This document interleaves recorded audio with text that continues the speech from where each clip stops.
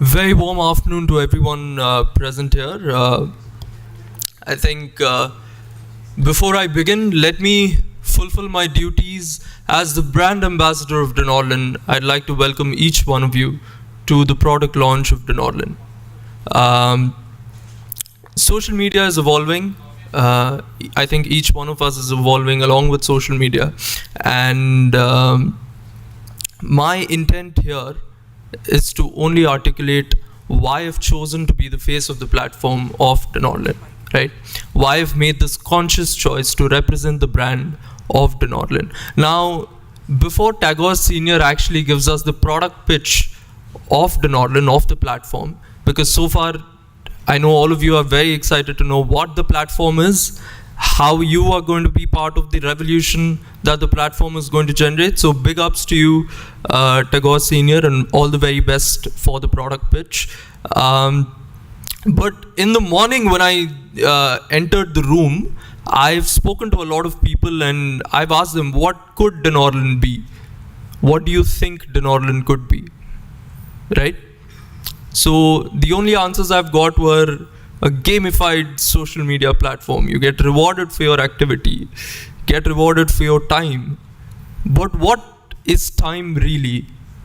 What is time in the context of the internet? Now, time in the context of the internet, let me take you back by about 40 years in the lane of time. I'm of course talking about 1983. Why is 1983 significant? Of course, India won the World Cup, but otherwise, why is 1983 significant in the context of the internet? Ladies and gentlemen, that is the day when the internet was born. 1st January 1983 was when the TCP/IP protocol was introduced to the internet, and that's when the first transaction was made on the internet, right? But the internet was intended to be a space that was free and just for everybody. A platform that makes human beings equals, irrespective of religion, caste, creed, sex, gender, race, religion, color. The internet was meant for everybody. Cut to 40 years later, about 40 years later, I'm talking about the year 2021, that did not remain the reality of the internet anymore, because the internet was supposed to be a free space, a just space for everybody. But what happened in the year 2021 was that when the internet had traveled for 40 years, the power of information on the internet started to lie in the hands of very few people. Very few players in the internet arena have started to control information. Now, they have become so powerful that they were more powerful than the most powerful person on the planet at the time. Who was that gentleman there? 45th President of America, Mr. Donald J. Trump. These few players in the internet arena have proven to be more powerful than the most powerful person on the planet at the time. Now, why do I say this? A lot of Mr. Donald J. Trump's ideas were struck off social media. He was banned from Twitter. He was banned from Facebook. He was banned from YouTube also. Now, it's true that the reason for his ban was that he was spewing a lot of hate speech at the time. But what is also important to note is that his ideas were struck off because those ideas were unpopular ideas. Right? So, as a user of social media, tomorrow, my ideas could also be struck off the internet, just because mine could also be unpopular ideas. So, from 2021, cut to the present day. This is a pertinent question to ask. This is a pertinent problem to solve. Do I place the power of my information in the hands of a foreign entity? Do I place the power of my information in the hands of somebody else? This is a pertinent problem, a pertinent question to ask. So, ladies and gentlemen, what is the solution to that? What could be the solution to that? I present to you, ladies and gentlemen, Denorlin. Why Denorlin is the solution to the problem I've just articulated is Denorlin is a platform built on Web 3.0 and blockchain. Now, what do Web 3.0 and blockchain mean? They could be marketing terms, they could be terms just given to promote a kind of a technology, but the real essence of Web 3.0 and blockchain is that the power of your information is no longer in the hands of anyone else. The power of your information is finally in your hands. When I say the power of your information, I'm talking about three things. Not just power, not just information, but also money. Power, information, money. Let me talk about power first. Like I mentioned, the power of my content lies in my hands. Let's talk about information. Completely unbiased, right? To give you a small example of how information is controlled, you put a foreign idea or a native idea on traditional social media platforms, those ideas are more likely to go up in the ranks, right? But you put an Indian idea on the same social media platforms, that idea would not go up in the ranks as easily. Why is that so? Because those foreign players are not Indian players. The algorithm is set such that a certain agenda is pushed through those platforms, right? Now, how does Denorlin come to the rescue? Denorlin is a true blue Make in India product. And now I'm proud to say that the power of my information is placed in the hands of an Indian platform. Now, what does that mean for India as a country? Indian ideas, Indian values, Indian ideals, Indian personalities, Indian emotions will now find the center stage, ladies and gentlemen. So big ups to Denorlin for achieving that. And when I talk about the present day, I've taken you right from 1983 to 2022. Now, what lies ahead after 2022? I give it over to Tagore Senior to articulate why Denorlin is the biggest player in the social media platform post 2022, ladies and gentlemen. Thank you very much and a very good afternoon. I hope you have a very good afternoon going forward.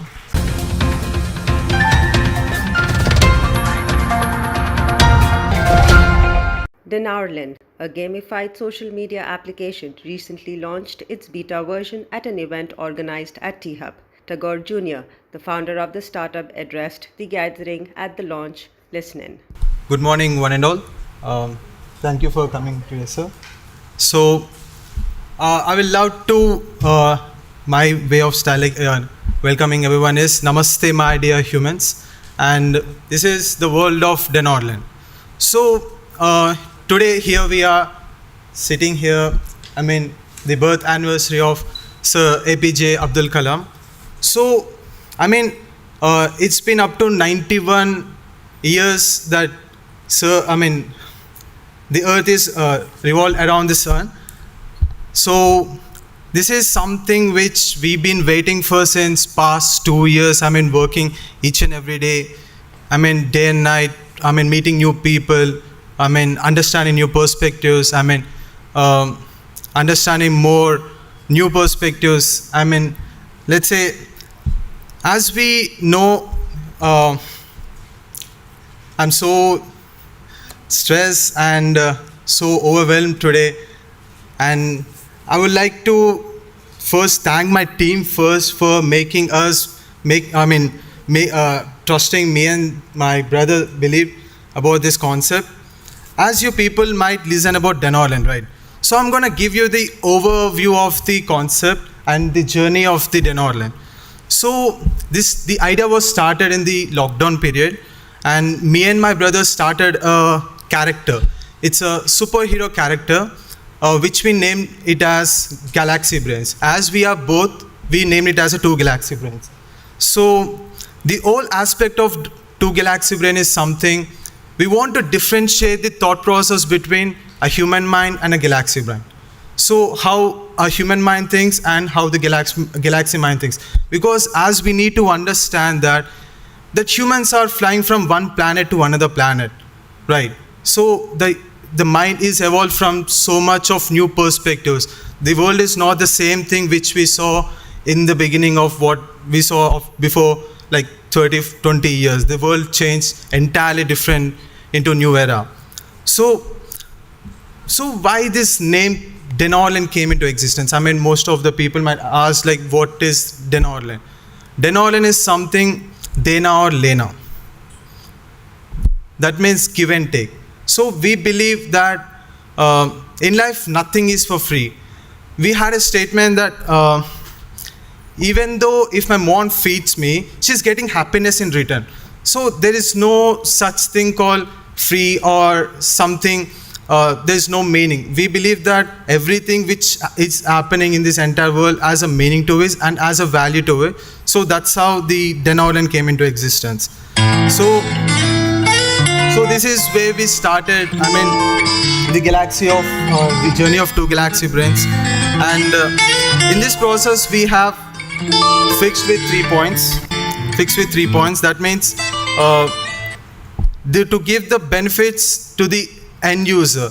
I mean, we are using social media since maybe from the past 15 to 20 years, but every day as an end user, I'm not getting any benefit, right? So the 80% of the population is an end user, right? So we need to give benefits to the end user. The time which we are spending on social media should be worthwhile, and the post or anything which we upload in a social media should have a right value to it, right? I mean, a likes and a comments or sharing is not what makes a post valuable. And our main aspect is something to know themselves first. Means, if you open any social media in this present world, that we are focusing on other people first, right? I mean, there is no such thing in this entire world which talks about ourselves. I mean, what you like, what is your favorite stuff, where do you belong? So Denorlan is solving that problem in the initial stages. So, but in this entire journey, my special thank is for the T-Hub. That means it gave larger range of visibility in the market and the new perspectives. It's like it gave the colors to the picture of Denorlan. So it is a visibility, and our main future goal is something we want to make every thought into reality. Because imagine whatever you're seeing is a thoughts, right? Is a thought of a Steve Jobs, this Apple, is a thought of someone's. I mean, everyone are creating their thoughts into reality. Why can't we do it? Like, every thought has a value. Every thought should come out of the reality. So that's what our main goal is. Thank you.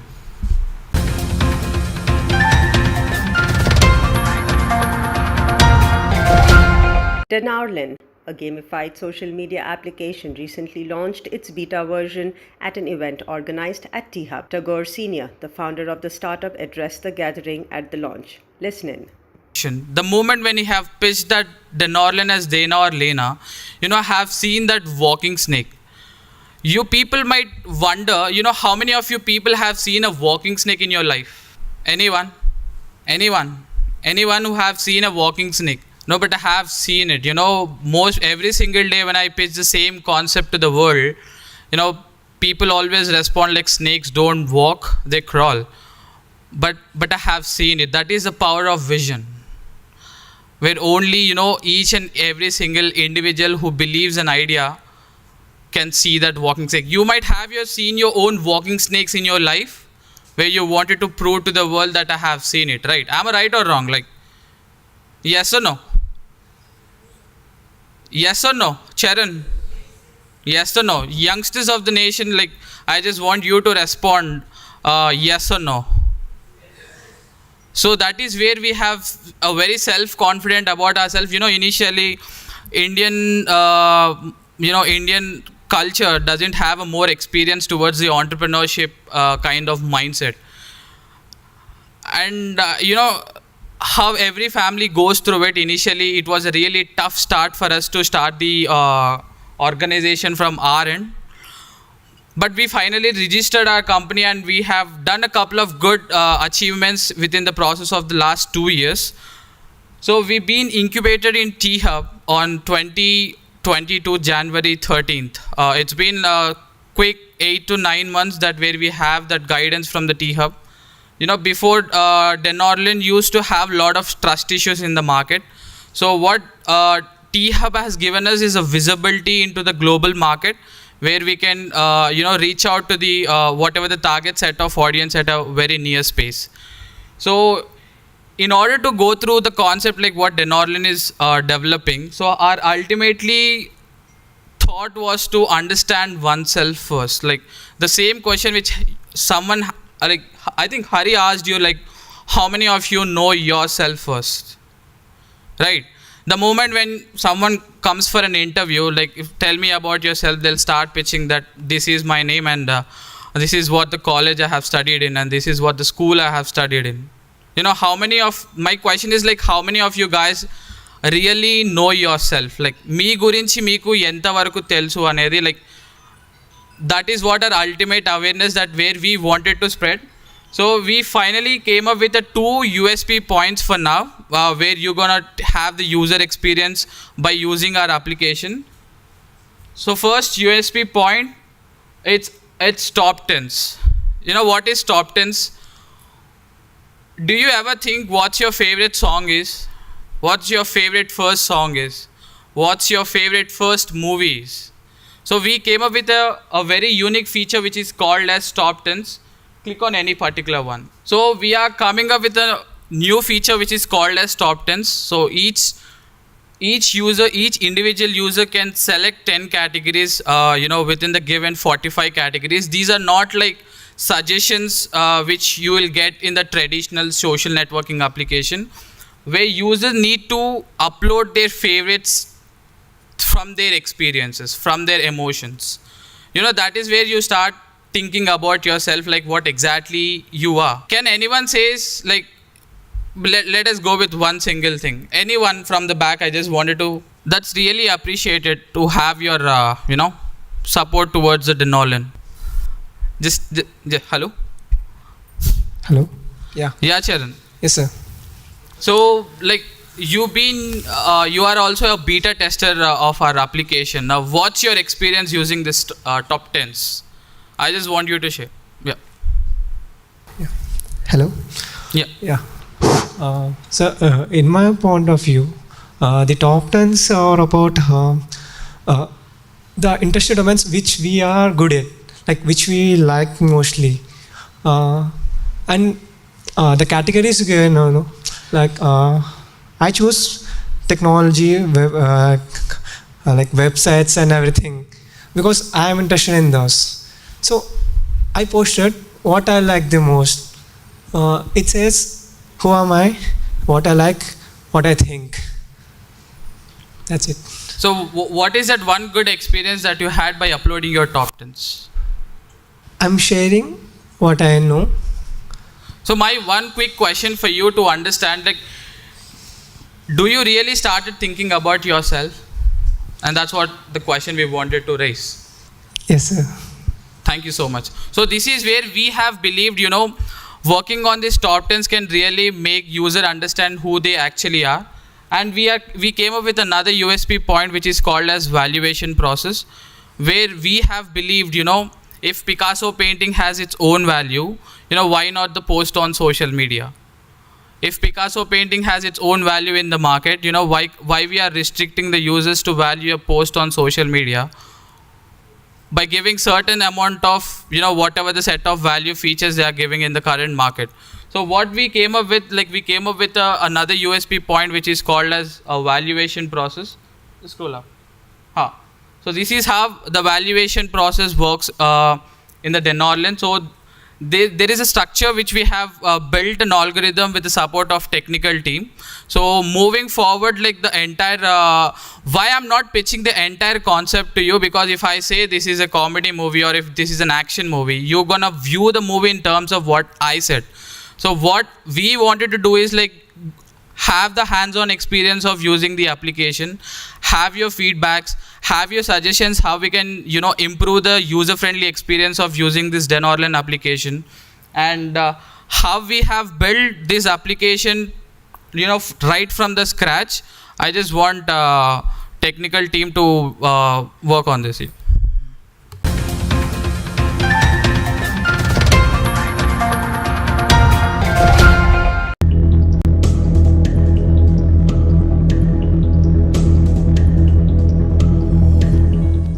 My name is Vivek Sridhar and I'm the President Sales for Neocred. And Neocred is a company which basically covers the end-to-end journey of a fintech. So when I say journey, right from a customer onboarding experience to processing transactions to ensuring that there is data analytics that we provide to all the customers that they are onboarding, what kind of spending patterns that the customers are doing today, to providing all the prepaid solutions that is required for a company, for cashbacks, for gift cards. We are also coming up with neo banking solutions where we can provide account opening and FD booking facilities onto the customers and everything.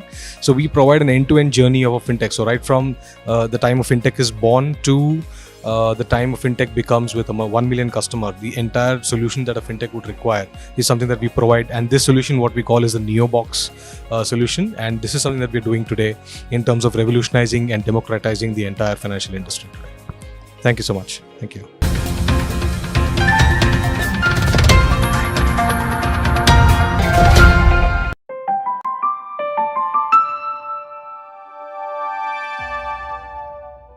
I'm Dr. Mukherjee, representing Serona's Lab from Kolkata. I'm the CTO and the co-founder of this company.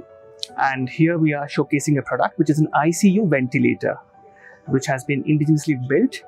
We started the journey 2 years back during the COVID time, and we've just completed recently with a successful product which is reliable, accurate, and up to the par with the major players in the market like Macquarie, Draga, and the likes. So that is how it has been with us. As a company, of course, my co-founder, Dr. Vikas Agarwal, we started this company with a vision to bring affordable and innovative healthcare to the market. That was the main idea behind it. And we have been in the process of developing a lot of products. ICU ventilator came into the mind during the COVID time when India was facing a huge crisis with ventilators. And we see the sufferings of the people around during the pandemic. And that is what motivated us to jump into this particular scenario and try to help people out. This is absolutely, if you compare with the major market players, which are all imported in India, like Macquarie, Draga, Medtronic, etc., we're absolutely at par or even better in certain ways. And better as in, I would tell you, this particular device is extremely portable. Half of the ventilators presently in use in the scenarios are not very portable. They rely on several things like a hospital compressed air supply. So this is completely self-reliant. It does not require those piped gases, nothing at all. Further, we have a 10-hour-long battery standby time, which makes it very portable to remote areas, to trauma care locations instantly without the need of any other ancillaries. Well, a similar product in the market, which ends up around 15 to 18 lakhs, we have brought the cost down remarkably. We have a wide range, which starts from an affordable 5 lakhs to a high end of 10.5. So we are at TRL 7. So we are doing the certifications part, and subsequently we shall definitely proceed towards manufacturing and market. We would try to go via a distributor, certainly in certain cases, but definitely we have opportunities where we could directly approach the hospital system. Lots of suggestions we have received which are very valid, which are worthwhile, which we have probably missed during our innovations. So definitely they have been really helpful towards that. We definitely got lots of words of wisdom from the eminent people in the field, and a lot of ideas and motivations have been received from this particular IKP Expo, yes.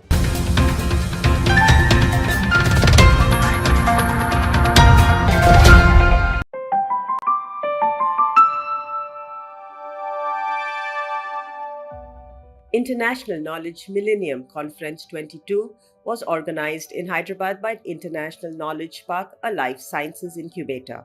At the 2 days event, startups were recognized for their work with awards. My Startup TV spoke to awardees on the sidelines of the event. Listen in.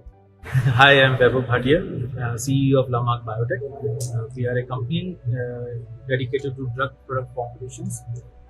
We make thermostable formulations for existing clinically approved biologics like insulin, vaccines, and many antibodies. Idea is we want to make sure that all these life-saving medicines are accessible in the deepest pockets of the earth. And one of the reasons this is not happening is because most of these biologics are temperature sensitive, means they have to be stored in refrigerated systems. And forget about refrigeration, there is electricity is a trouble in a big part of the world. And we are making room temperature stable formulations to reach these places independent of cold chain. So you can store our insulin, which is our flagship product, at room temperature for around 2 years without losing any activity. It's not just it's the room temperature stable.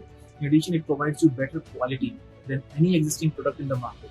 We have done head-to-head comparisons with different drug products in the market, and we have shown 5 times better stability for our product than many experiments.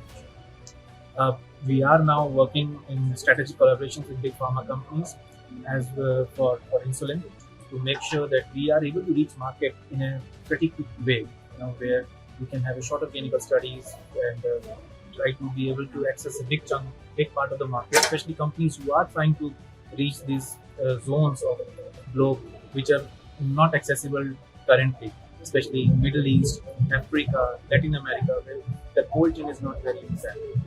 That's what we do. So as I mentioned, we are using a clinically approved drug substance in a partnership, and we are developing a drug formulation and going for what we call IND application within the next 12 months, using some what we call tick-based studies, porcine studies required for this, preclinical, and some advanced analytical studies with third parties.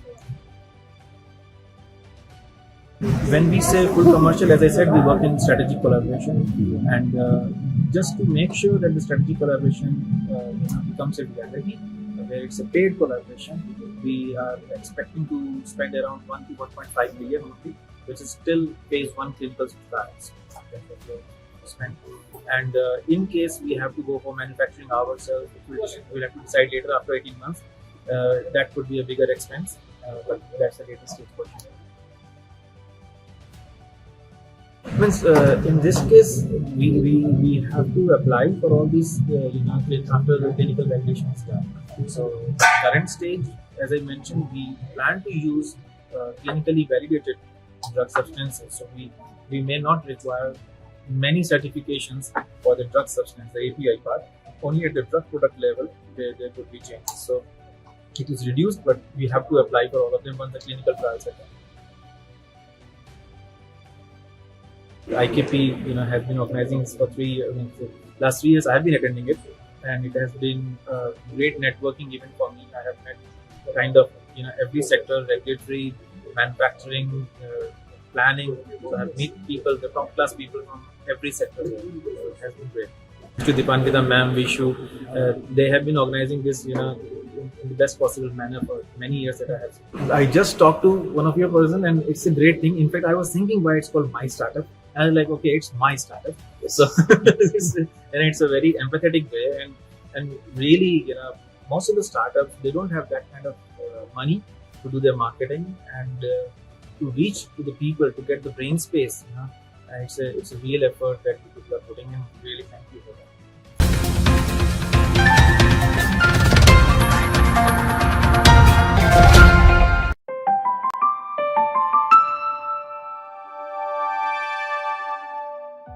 International Knowledge Millennium Conference 22 was organized in Hyderabad by International Knowledge Park, a life sciences incubator. At the 2 days event, startups were recognized for their work with awards. My Startup TV spoke to awardees on the sidelines of the event. Listen in. Hi, I'm Priyanjit Ghosh, co-founder and CEO of Logi.ai. I have Mr. Vinay with me. He's part of the founding team also, and I have Anand and Nivedita also with me. So as you know, ki first level of health screening is especially broken in our country, and it is very difficult to screen at the last mile. Be it for oral screening or be it for eye screening, it is very, very difficult to do. Now, there are two major reasons for it. The first reason is that you need various point of care devices and you need a technical expertise to go in the last mile and do the screening. The second reason is that people generally, unless and until it becomes a big problem for them, they do not travel, go to the hospitals or go to the diagnostic centers to do a screening. What we are trying to do is we are trying to create a software as a medical device platform at Logi.ai. So we have created our own AI based digital health platform, which you can see. By using the existing smartphones, we can take images of eyes to detect various diseases, most importantly like cataract disease, which is responsible for 70% of blindness in India. And we are also working on various screening for various oral diseases like oral caries, oral cancer, etc. Where this is really useful is we are currently already present in the market, done more than 150,000 users have used our platform, and people like Apollo's, Colgate, Dr. Agarwal's across India are using our solution to give early warning signs to the users so that they can become aware and take the care at the right point of time. Currently, we are closing a seed round with some investors, with some angel investors, and we are on the verge of closing it at this moment. So currently, the strategy that which we took was we reached out through the B2B health partners like the larger players which are present pan-India to primarily reach product market fit. And then the next idea would be to reach the smaller players, and that will be our scale-up plan, especially in the Tier 2 and Tier 3 cities who can use our technology and go about it. The experience has been really good for all of us. Like we are associated with IKP for last few years, and they have helped us financially as well as helped us with the right mentorship also. And now they are also providing us the right platform where we can interact with our peers, interact with mentors, get feedback. So yes, it has been very good and helpful for us.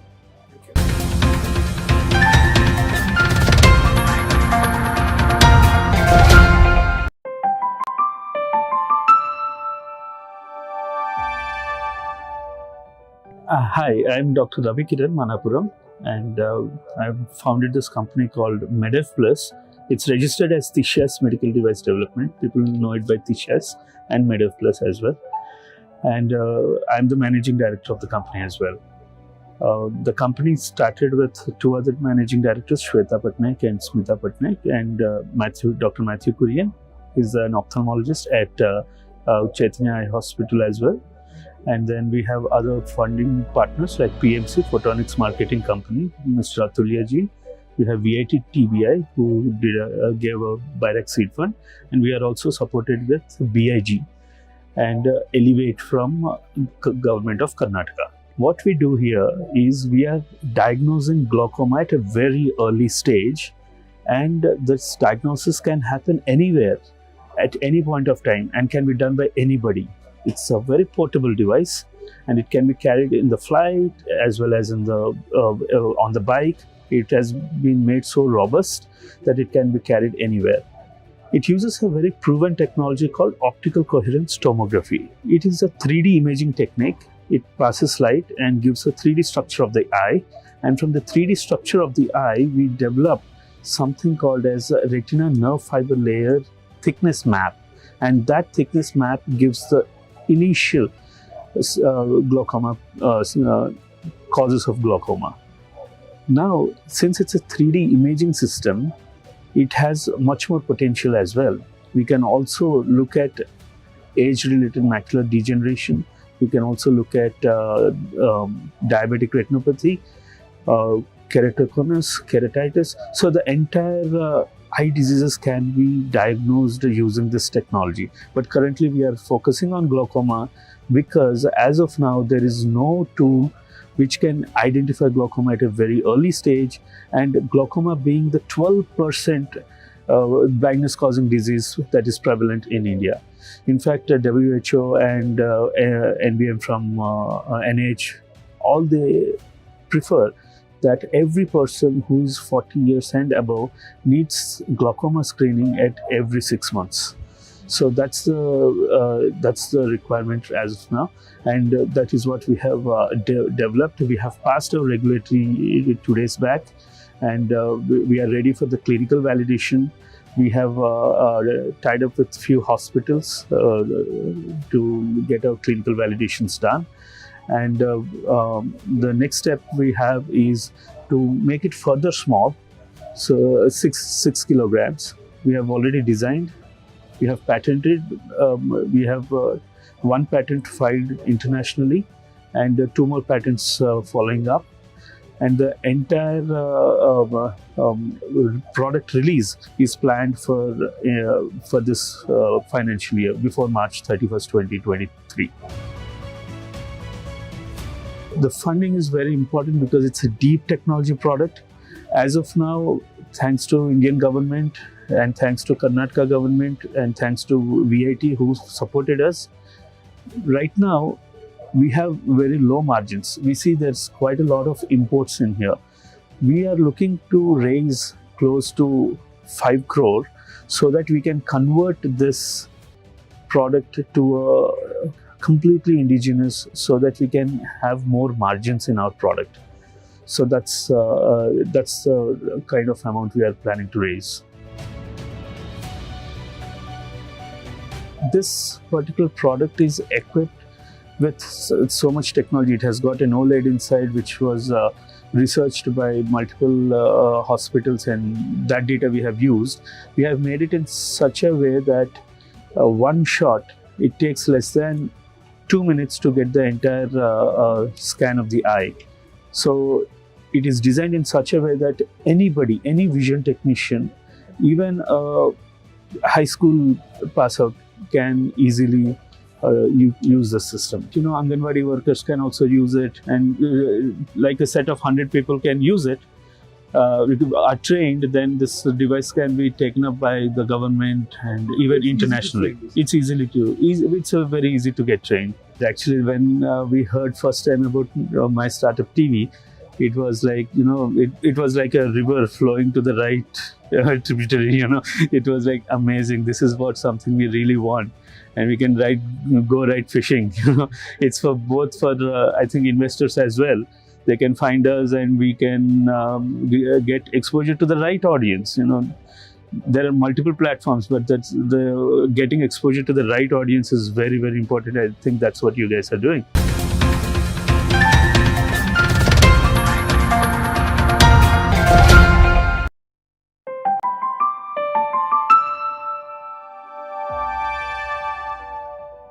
My name is Anvesh Jalapalli, and we are from Nirvesh Enterprises. So I manage the company. I'm the CEO of the company. So we are building India's first wearable technology which monitors the brain health management. So it's comprised of 2 parts, software and hardware. So software is completely app-based, where we provide the cloud-based services to the patient as well as the care providers. And the hardware is completely related to the point of care devices, diagnostic technology, where we'll be having the FNRS system, which is complementary to fMRI, and also the EEG, which will be having a conventional method where we carry the EEG using the in-ear canal instead of a head scan.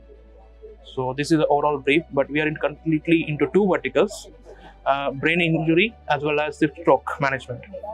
So in our pathway, we are into epilepsy, schizophrenia, and Parkinson's. Our solution is a post-operative care management, especially for caretakers as well as for the rehab centers.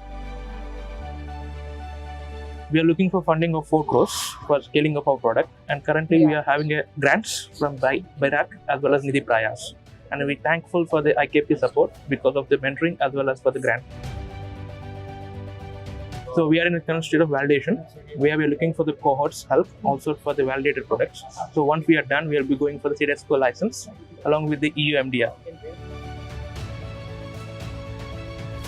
So we have challenges, especially for the population and cohorts, because it's a very niche population as well as the market, where the penetration is very less in India. Once we have approval, then we can go for abroad.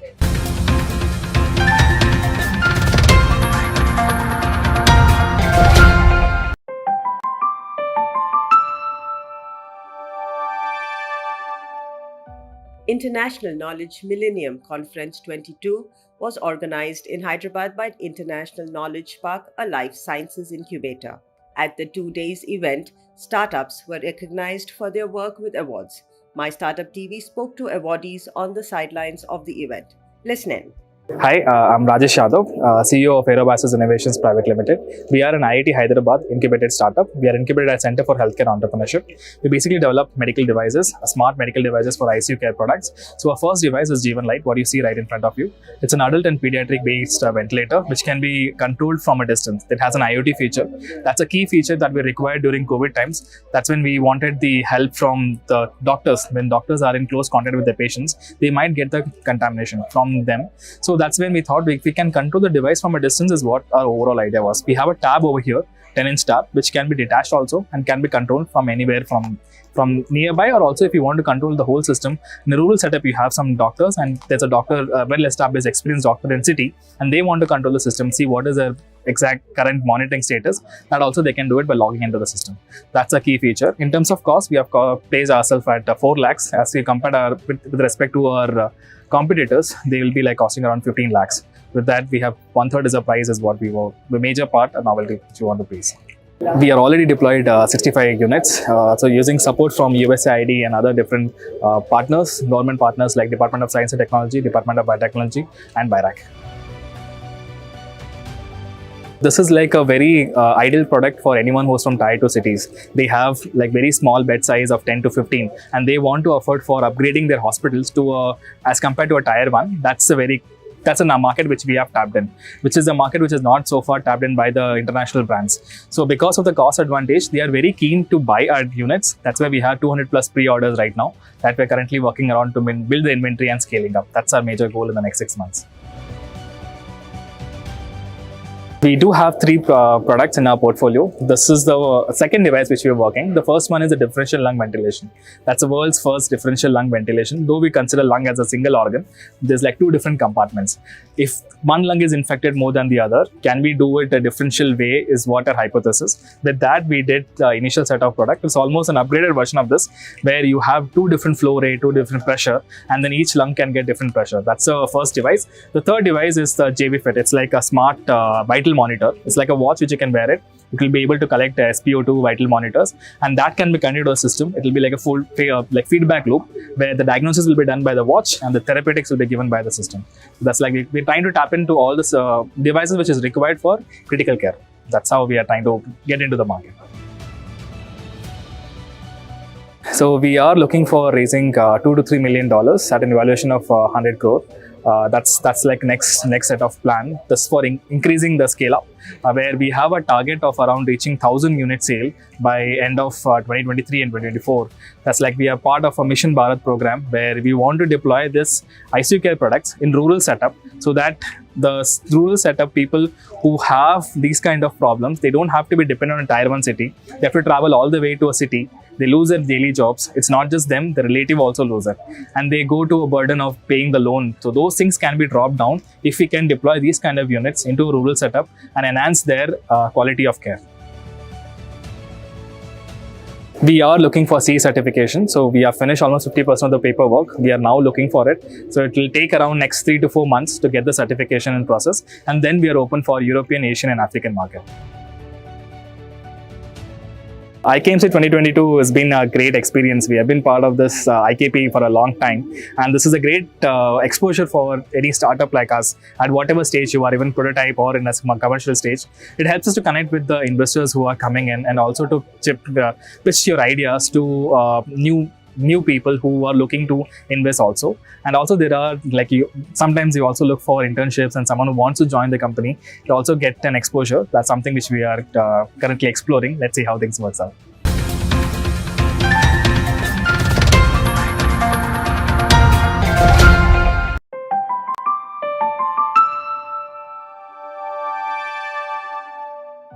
International Knowledge Millennium Conference 22 was organized in Hyderabad by International Knowledge Park, a life sciences incubator. At the 2 days event, startups were recognized for their work with awards. My Startup TV spoke to awardees on the sidelines of the event. Listen in. Good evening, everyone. I am Professor Shomojit Roy. I am the co-founder of Solaire Initiative Private Limited. We are based out of Kolkata, Bengal, and we are incubated in West Bengal Webel BCCI Incubator at Salt Lake in Kolkata. Our product is an innovation. It's a very portable modular oxygen making device. As you know, during the COVID period, we developed it with our own science, our own deep science and technology. We developed the product. It saved millions of lives. So it solves the pain points in the oxygen industry. So at a time when our health system was outstretched, this innovation came in handy for our friends, for our near ones, and as well as the community in that region en masse. So which is a pleasure and a beauty, and that is priceless, because we think that healthcare should be affordable. And as Dr. Devi Shetty says, and my dad is also a medical doctor, according to them, if healthcare is not affordable, it's no healthcare at all. So our mission is to make healthcare affordable, portable, and take it to every household so that no lives are lost. So the cost of this right now is 30,000 rupees. We are giving a discount of 5,000, but we are also exploring tech transfer possibilities, because we are scientists. So we want to do a tech transfer, and we have the vision that there will be 2 modules available. One is the cheaper, inexpensive one, which should be very less, and one high-end one with lot of beautiful add-ons like IoT implementation and Uber kind of implementation, and that will be a little bit expensive one. So we want to reduce the price, one below 10,000 segment and another one maybe 40,000-50,000 segment. So that's our vision. So it's a commercialized product, but now we have the market traction. If you Google, for example, Solaire OM Redox, you will have a lot of internet traction. And recently, I'm very happy to say that recently Honorable Prime Minister launched this product in Pragati Maidan, and the Science Minister also inaugurated this product. So it came under the innovation of 75 innovations in 75 years of independence, and that was an initiative initiated by BIRAC, which also connected us with the IKP knowledge platform. So we are now partnered with IKP, and we hope that we can take this innovation further, so that if anyone needs oxygen, we want OM Redox to be a household name here or even in Mars. So we are in the process of nucleating that ecosystem. So this is our first product. We have several other products in the pipeline. So this product, we now want to do a tech transfer, layer by layer tech transfer. And that's where we are partnering with IKP, because they have a lot of experience and expertise, so as to make this scaled across continents, across the countries. And this will make the dream of Made in India come true at high innovation and high deep science tech space. So that's our business model. Basically, we want to license it across different countries. So we are having discussion with Bangladesh. We are also in the final stages of discussion with Webel, who is licensed. We are in the process of licensing it. So licensing is our model, and we have non-exclusive license. And we are also looking forward for partnership in southern India, meaning Hyderabad and around, because this is the most happening place so far as innovation, deep science is concerned. This has been an awesome experience. We are extremely thankful, because we have come across an extremely talented set of people who cuts across the edges of expertise with legal knowledge as well as epistemology, which is a rare combination which we see in the IKP team, right from the CEO, right down to Harshata Vadkar and Bandhana. So we have an excellent team. They are working together seamlessly, and this has been a wonderful experience. We were able to connect with top people, decision makers, and we were also see the possibility of even nucleating a tech transfer right here in Hyderabad. So we are extremely pleased. We didn't expect so much. So we have our hands full, and we are very, very grateful to IKP as well as BIRAC for giving us this opportunity. I think this is a unique initiative, I would say, because my startup, what you are doing is really a platform, because startups, what they look for platforms to be promoted. People who are doing startup, they are not doing it for revenue sake only. They are doing it because it's a passion, and they need facilitating platforms, because platforms are like yours, my startup, can make a difference, and they can really take the startups like ours to doors and across barriers, because nowadays people don't read newspapers. Everything happens on Twitter, on Facebook in real time. And that's where technology, seamless technology and seamlessly integrated platforms like Mike's startup and similar initiatives can create a new ecosystem.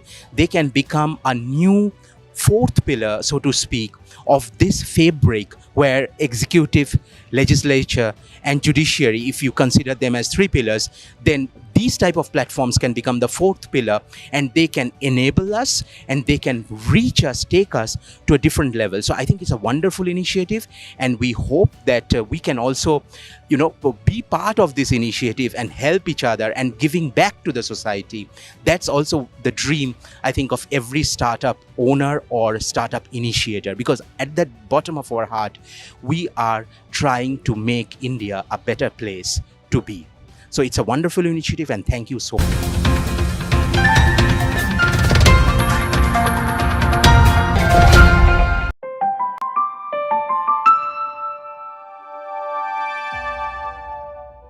International Knowledge Millennium Conference 22 was organized in Hyderabad by International Knowledge Park, a life sciences incubator. At the 2 days event, startups were recognized for their work with awards. My Startup TV spoke to awardees on the sidelines of the event. Listen in. I'm Dr. Nageshwar Rao. I did a PhD in protein chemistry. So my company is Bicus Therapeutics. Bicus Therapeutics is started by University of Hyderabad's alumni. We are into some of the niche areas of biopharmaceuticals. We were working on the biosimilars in the rare diseases and some of the biosimilars which are not available in India and which are not affordable by the Indian patients. We have already commercialized 2 products. We have licensed the technology to Indian companies, and we are working more on other products which are in pipeline. So we are presently on the B2B. We are strong in R&D. We develop the technology, and the technology will be transferred to other companies. So this is fantastic. We have got opportunity to a lot of people, a lot of innovators and entrepreneurs and business people. So definitely this is a big experience for us.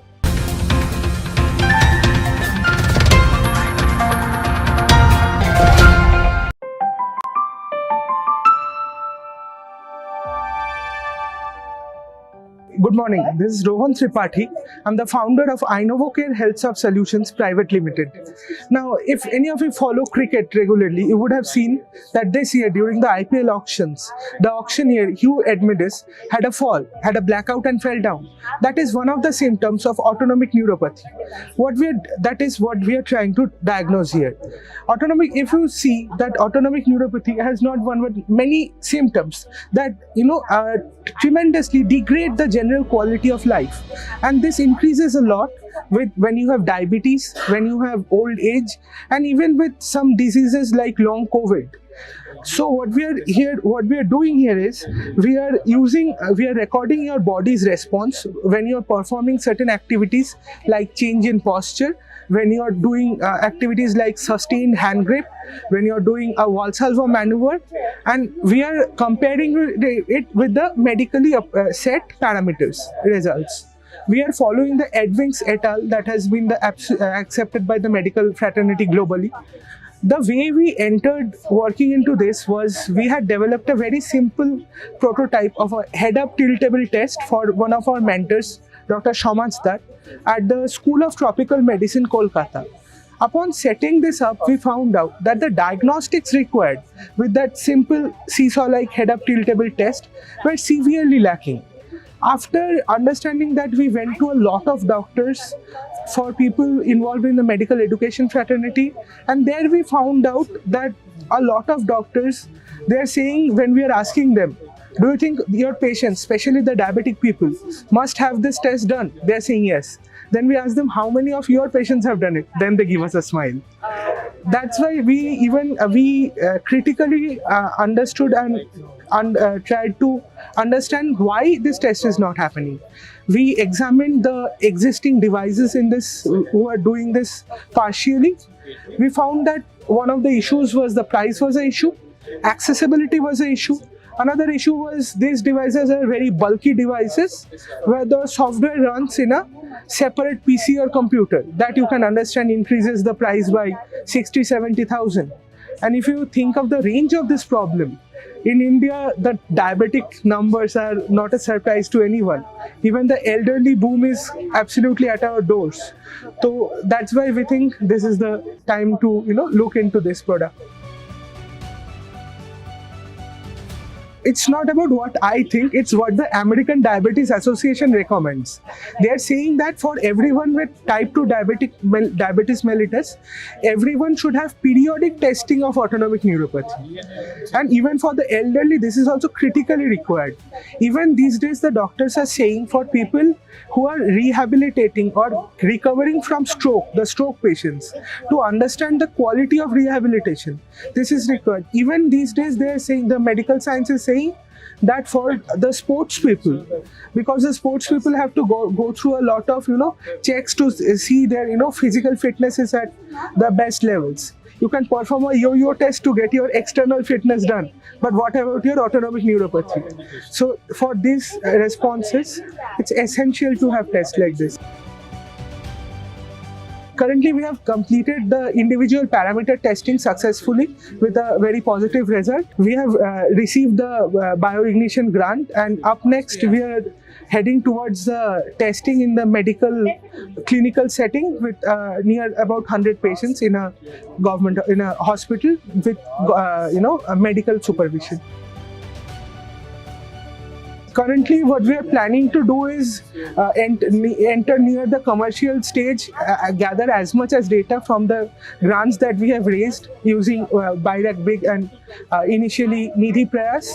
Once we have sufficient data, then definitely we will require a lot of funds, because for a medical device, the clearance and the diagnostics, and we don't want to be restricted only in India, so the international licensing also will require sufficient amount of money. There was a lot of interest, not only from the doctors, but also people in the medical research community. They showed significant amount of interest, and they even, as we are taking some time developing it, I frequently get contacted and calls, like, how far are you? Have you done it? Like in this upcoming 14th November is the World Diabetes Day. So yesterday only I got a call from one of the doctors who is one of our biggest supporters. Like, let's have a screening with your device on that day. I say, just wait a little, let us get some momentum, and then we will proceed. It was absolutely great attending the IKMC 2022. I have been here previously in IKMC 2019 as well. Last 2 years I attended the online versions, but being here physically, meeting the who's who of the medical innovation community, it has been just awesome. And also meeting a lot of my mentors here also. So it has been a great learning experience.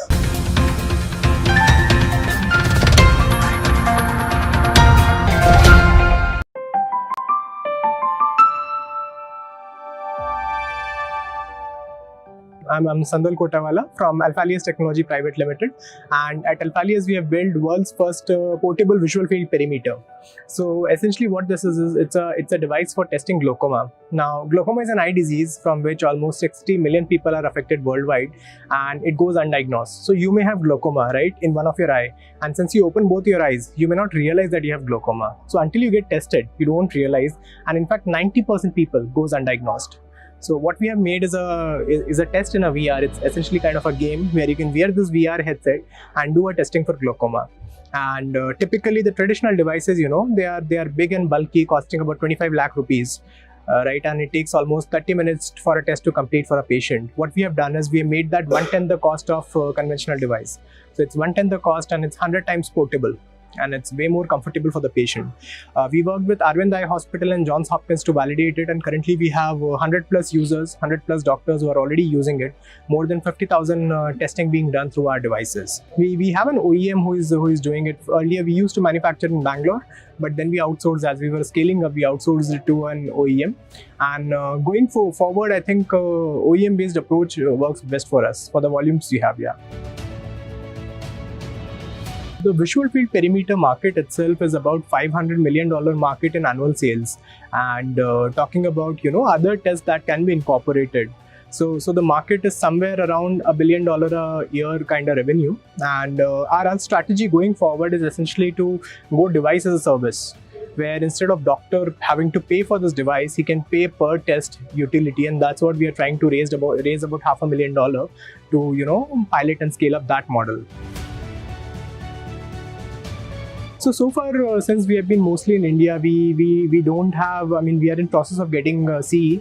For the previous version, we had FDA 510K exemption, but for the current version, we don't have. So we are in process of getting those certification. Although we have a couple of users who are using as a demo device in US or a few in Africa. It has been amazing, especially, for example, there is this Dr. Avnisha in US, Moran Eye Center, and she's using these devices in the refugee camps. So people who are not a part of healthcare system, they can use device like this, and they can get benefited, who don't have healthcare there. And in Africa, of course, the pricing, it's a price sensitive market. So again, the response have been very good. So it was very personal experience. I was a glaucoma suspect. I went to Arvind Eye Hospital for an eye test, and then I realized the existing device is so difficult to use. It's so expensive. Moreover, it was never available for villages and outreach. So that was the motivation to make something portable and easy to use. And I'm proud. Like I've got a good team who helped me develop the entire thing. So I was more or less a developer, but now being an entrepreneur, yeah, you handle everything. Whatever it requires, you do that. So that's how it has been. Yeah, IKMC, it's been amazing. You find a lot of old folks you met probably 4 or 5 years ago, and they're back here. And also overall, the quality of sessions, right? The networking is good. The kind of people they're bringing in is amazing. The quality of sessions is great.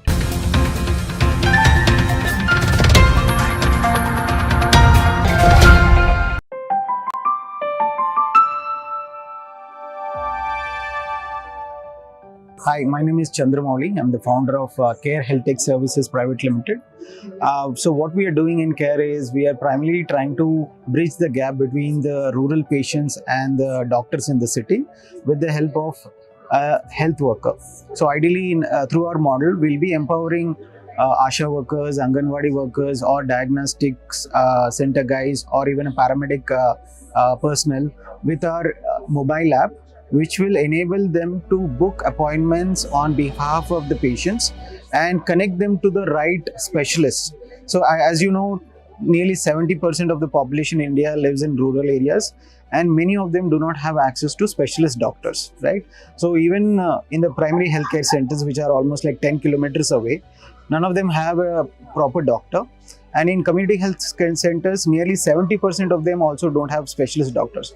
So ideally, if somebody wants to have access in the rural area to get access to a specialist doctor, they need to travel almost close to 70 kilometers.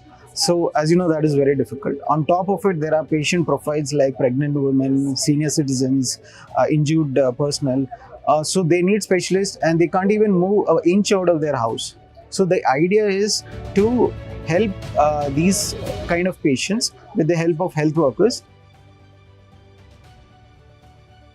So we have built an app, mobile app. Basically through that app, as I said, they'll be able to consult with the senior specialists. Apart from that, the health workers can also bring out the vital details which is required for the doctor. Ideally in a telemedicine, as you know, when it happens between the doctor and the patient, many times they don't have access to vital details like blood pressure, BP, sugar, and so on. But here, because the health worker is present with the patient, they can also provide all the details. So in that way, the the kind of quality of care is improved and the accessibility is also provided along with the affordability. We are actually building a franchising model as of now, wherein we have identified in the rural setups diagnostic center guys or a pharmacy guys who have some background, and we are onboarding them with our platform. So we are giving them our platform as well as our doctors, specialist doctors, so that they can actually consult through our platform. So that's how we are doing. So we've recently started, so we are expanding in some of the pockets of Uttar Pradesh. We are focusing mainly on getting our platform integrated with the Ayushman Bharat Digital Mission. So as you know, like ABDM is one of the key initiatives of Government of India, where they are trying to build a healthcare record system for the patients across India, right? So we are actively working on that, through which we will be able to directly work with the Government of India in creating ABHA IDs for the rural patients, and also be part of doing some direct assignments given by the Government of India. So that is going to be one source of income. The other is this franchising model, where we will identify some health workers on the ground and enable them through our platform. So the other model is, as you know, most of the target audiences are low income population. So ideally, we cannot actually charge them a lot of money for the treatment. So we are also working with foundations, wherein we are tying up through CSR models, where we are enabling our platform, or probably giving our technology platform to them, so that they can actually provide this healthcare through. So we are basically working on some model together and reaching out to these foundations to raise funds for the health programs. So we are working out different models there. There are some clinics already in the rural pockets who doesn't have a technology. They primarily are doing either through WhatsApp or Zoom or video and so on. So they can also use our software, because it in the back end, as I said, we are integrated with ABDM, and it also maintains health records. We have access to vitals and everything. So we'll be able to also digitize their entire process through our platform. So I would say a small size HMR system is built in this entire app. So the software we built is it works both in a tab or a mobile phone, and even on a laptop, like if somebody wants to operate through a laptop. But ideally, what we have done is we assume that many of the patients in the rural areas do not have a smartphone, right? So that is the reason we are actually driving through the health workers. So ideally, it is the only health worker who will have the smartphone. It need not to be the patient who needs to carry a smartphone. Yeah. IKM, I've been actually associated with them through GenCare. So we are part of GenCare mission program. So through them we know IKM, and also through other colleagues and some of my previous connects. So I know about IKM, and that's how I was basically come to this event. So far the experience has been great. I've been actually made some very good connects here, and great networking has happened, and also met new friends. So that's the whole idea. So I think overall experience has been tremendous.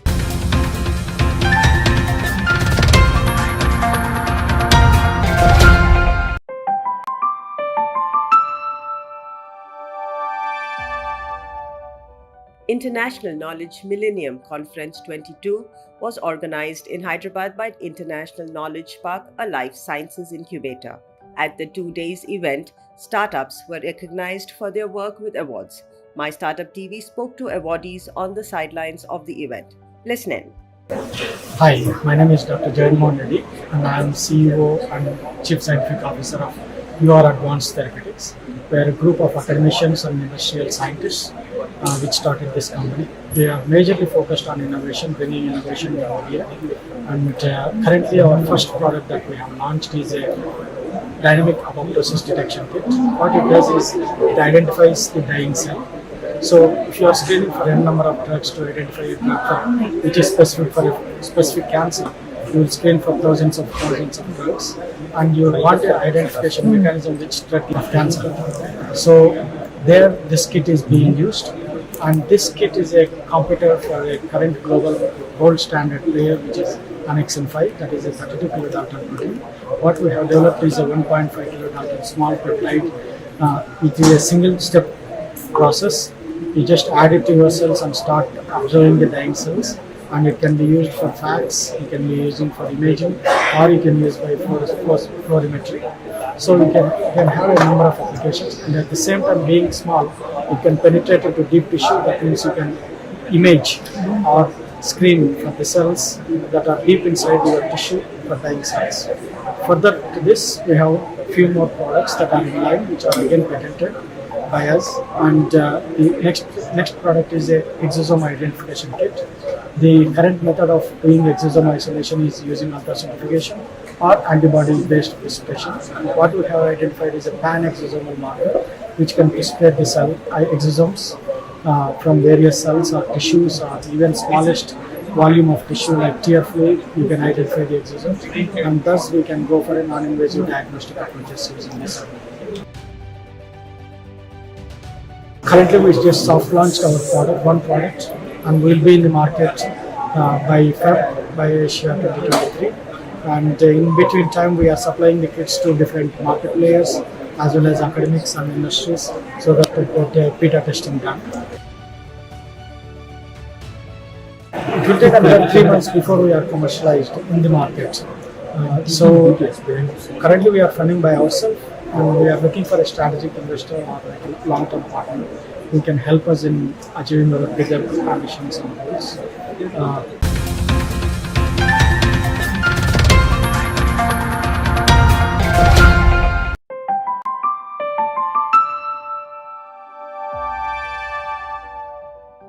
Hello. Good afternoon, everybody. Myself, Dr. Vikas Kumar Agarwal, cancer surgeon from Calcutta. Our product is MAPOT. All of us have felt pain in our life, and whenever the pain comes, the first thing is Ma or the mother. Similarly, the pain of cancer, I think whole world is aware about it. And pain of cancer is more with the chemotherapies, which is given injections multiple times, and the pain, ulcers, extravasation, a lot of complications are there, which is more than the pain of cancer. To relieve this cancer pain from the patient, we have a patented device, MAPOT, sutureless chemoport with the flexible flanges. They are the already imported ports which are available in the market in the range of 30 to 35,000, and which is very costly in the country like us, which have a diverse economy status. And cancer does not differentiate between a rich and poor. It can affect anybody. So to relieve the pain of chemotherapy in these patients, we have made as affordable, made in India, and a patented sutureless chemoport. This device has multiple advantages, because in these old available devices, you need to fix it with the small sutures, and they can dislocate, they can migrate, the port can displace, and it is tedious process, painful to the patient. In our device, it is just like plug and just like a belt, you fasten it. So ease of placement, less painful, and ease of removal, less inflammation. The size is just like a size of a tablet, so it's very less discomforting to the patient. And the advantage of this chemoports, these can be used to draw the blood directly from the heart if the patient requires testing, which a cancer patient regularly requires. You can infuse medicines, and this can be punctured 2,000 times, and once you puncture it with a needle, you can keep the needle for 3 to 5 days. So the patient can complete the treatment for the whole lifetime. That is the advantage of MAPOT. For our clinical application, you can see we have migrated from these stages, and we have reached to this final stage where our product is ready. Because it's an implantable device, it's a device which will be there in the body for more than 6 months. It becomes a type C medical device coming in contact with the blood. So we are now TRL 6 plus, everything molds and others are ready, the biocompatibility testing, and a CDCO certification followed by ready to use. So the conventional therapies are given in the veins, okay, and the moment the chemotherapy goes in the vein, I'll show you a picture. The simplest thing which can happen is the vein get thrombosed. It's a painful hand, and now you can't give any more chemotherapy in this hand. So, and if the chemotherapy comes out of it, you can imagine what will happen. It will be an ulcer which will never heal. And with this kind of device, it is, you can see the video, this is implanted inside. You can even go for the swimming and everything, nothing is outside. There is a different version between the vein lines and this central port are called a peripherally inserted central catheters, but those things lies outside. We in India have a risk of infection. Taking care of those are very difficult. Here you don't require any care. Once a month you go to your doctor, get your therapy or get it flushed. That's it. So, like a chronic kidney disease, we are a world capital of diabetes, which is leading to a huge number of chronic kidney cases, which requires a regular dialysis. So these patients, they have shunts in one hand, so you can't use that hand. One hand where we require some therapy. So in those who require long-term treatment, long-term nutrition, so GI disorder, where you require long-term IV total parenteral nutrition, the port can be used. So there are multiple uses. Apart from this, you can even use as in the different places where the necks are going surgery.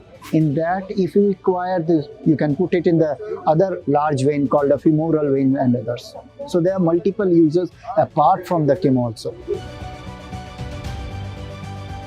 So for the certifications and this, the CDSCO certification, biocompatibility itself costs 20 lakhs. CDSCO will be in the range of 10 to 15 lakhs. And the CE and the FDA certification, because now we are India, which is looking not only for make in India, but to export these to other countries, not only the ASEAN, even in the other countries. So CE and FDA would require another 25 to 30 lakhs. Apart from the industry manufacturing unit, so we are looking in the range of 5 to 10 CR so as to complete all legs. And the business opportunity is huge because we have seen a pandemic of COVID. Cancer is a pandemic. As per the data available in Google and everywhere, 1 in 10 men in India has a risk of cancer, 1 in 8 female.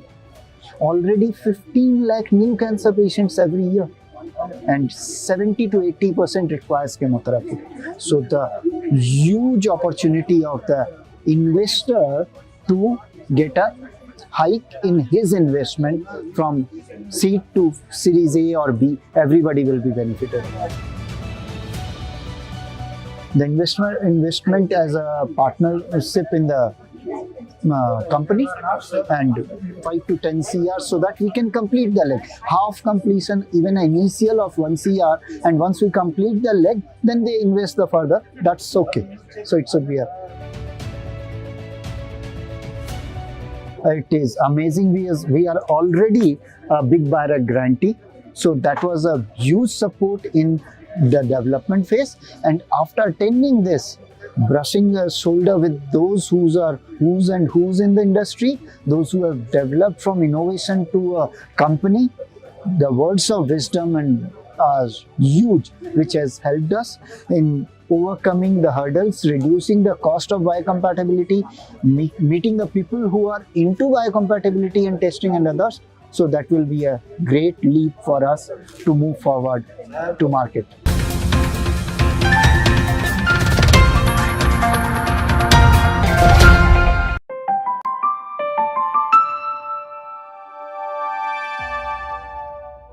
International Knowledge Millennium Conference 22 was organized in Hyderabad by International Knowledge Park, a life sciences incubator. At the 2 days event, startups were recognized for their work with awards. My Startup TV spoke to awardees on the sidelines of the event. Listen in. Hi, I'm Komal Shah and I'm the founder of Ikshana Healthcare. This is a poster of our work we are working on developing a treatment solution for women having urinary incontinence. So, urinary incontinence refers to a condition where you don't have control over urine flow. So, typically after childbirth or aging, or even women who have lung conditions can develop weakness in their pelvic floor muscles, and when these muscles become weak, it's difficult to control, basically to contract and relax the muscles the way they should be done for controlling urine itself. So for strengthening these muscles, it is possible to exercise. Just like any other muscle, you can exercise and strengthen them. For these also it's possible, but these muscles are deep seated inside the body. So it's not like your arm where you can see that you're bending enough and the exercise is happening correctly.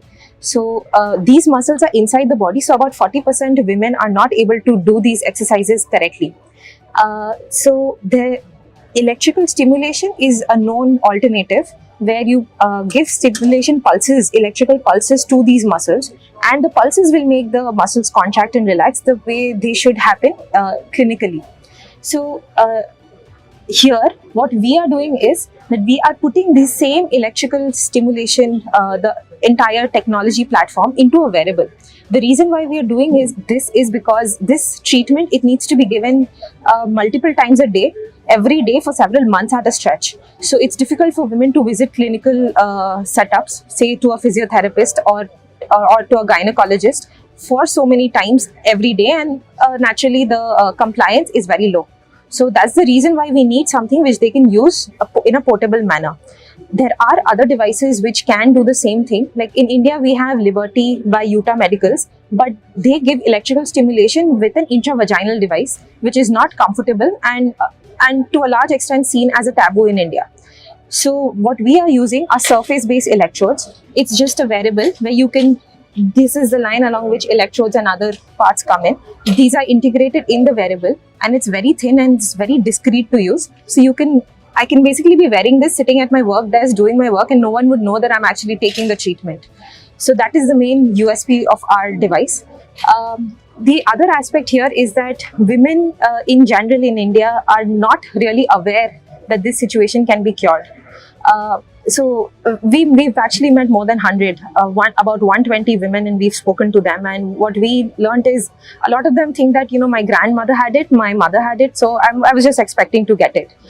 They just say that I'll put an alarm on my phone every 1 hour, I'll just go to the washroom. I won't let it collect, so, it won't really leak. But they don't realize that it's going to escalate in some time. If you don't pay attention to it, after some time, it's just going to escalate the condition, and then it'll be even more difficult to manage. So apart from coming up with the device, we also have a Ikshana community where we are trying to spread awareness about this condition. So as of now, we have 40 women part of the group, and we are hoping to grow further. So at what stage is the product? Yeah, so the platform is ready and we are doing some clinical validation tests. So this product, it actually started in IISc Bangalore, and the IISc Health Center itself, we have collaborated with them and we are doing some tests for the platform itself. The wearable is also ready, but we haven't started tests there. Recently, we got the Big BIRAC grant, and our plan is to start working with that grant towards first to make it fully compliant to medical standards, and to then take it out for pre-compliance testing and other aspects. But I think the clinical trial will require the maximum amount of funds, which we are looking to start in about 8 or 12 months from now. And we've already started preparing for that, and I think that will require huge funding because of the number of people who will have to be involved. Oh, it's been great actually. Even before this, IKP has helped us a lot to develop our work, and at every stage towards meeting with people and getting mentorship and other aspects. And to come here and to meet all of them together at once was also great. We've also attended a lot of workshops here, which have been very helpful. So there was one workshop on term sheets which we attended yesterday evening, and we didn't know a lot of these things, and to hear directly from someone who otherwise is on the other side of the table to understand what their perspective is very helpful.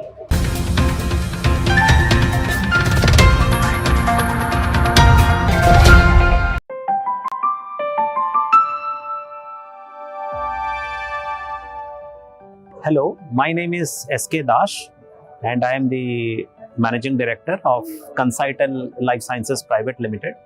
which focuses on botanical extracts and using it to validate drug discovery, so that we target those illnesses which for which currently allopathic drugs are not adequate, or they don't actually sustain the entire spectrum of requirement that is supposed to be there.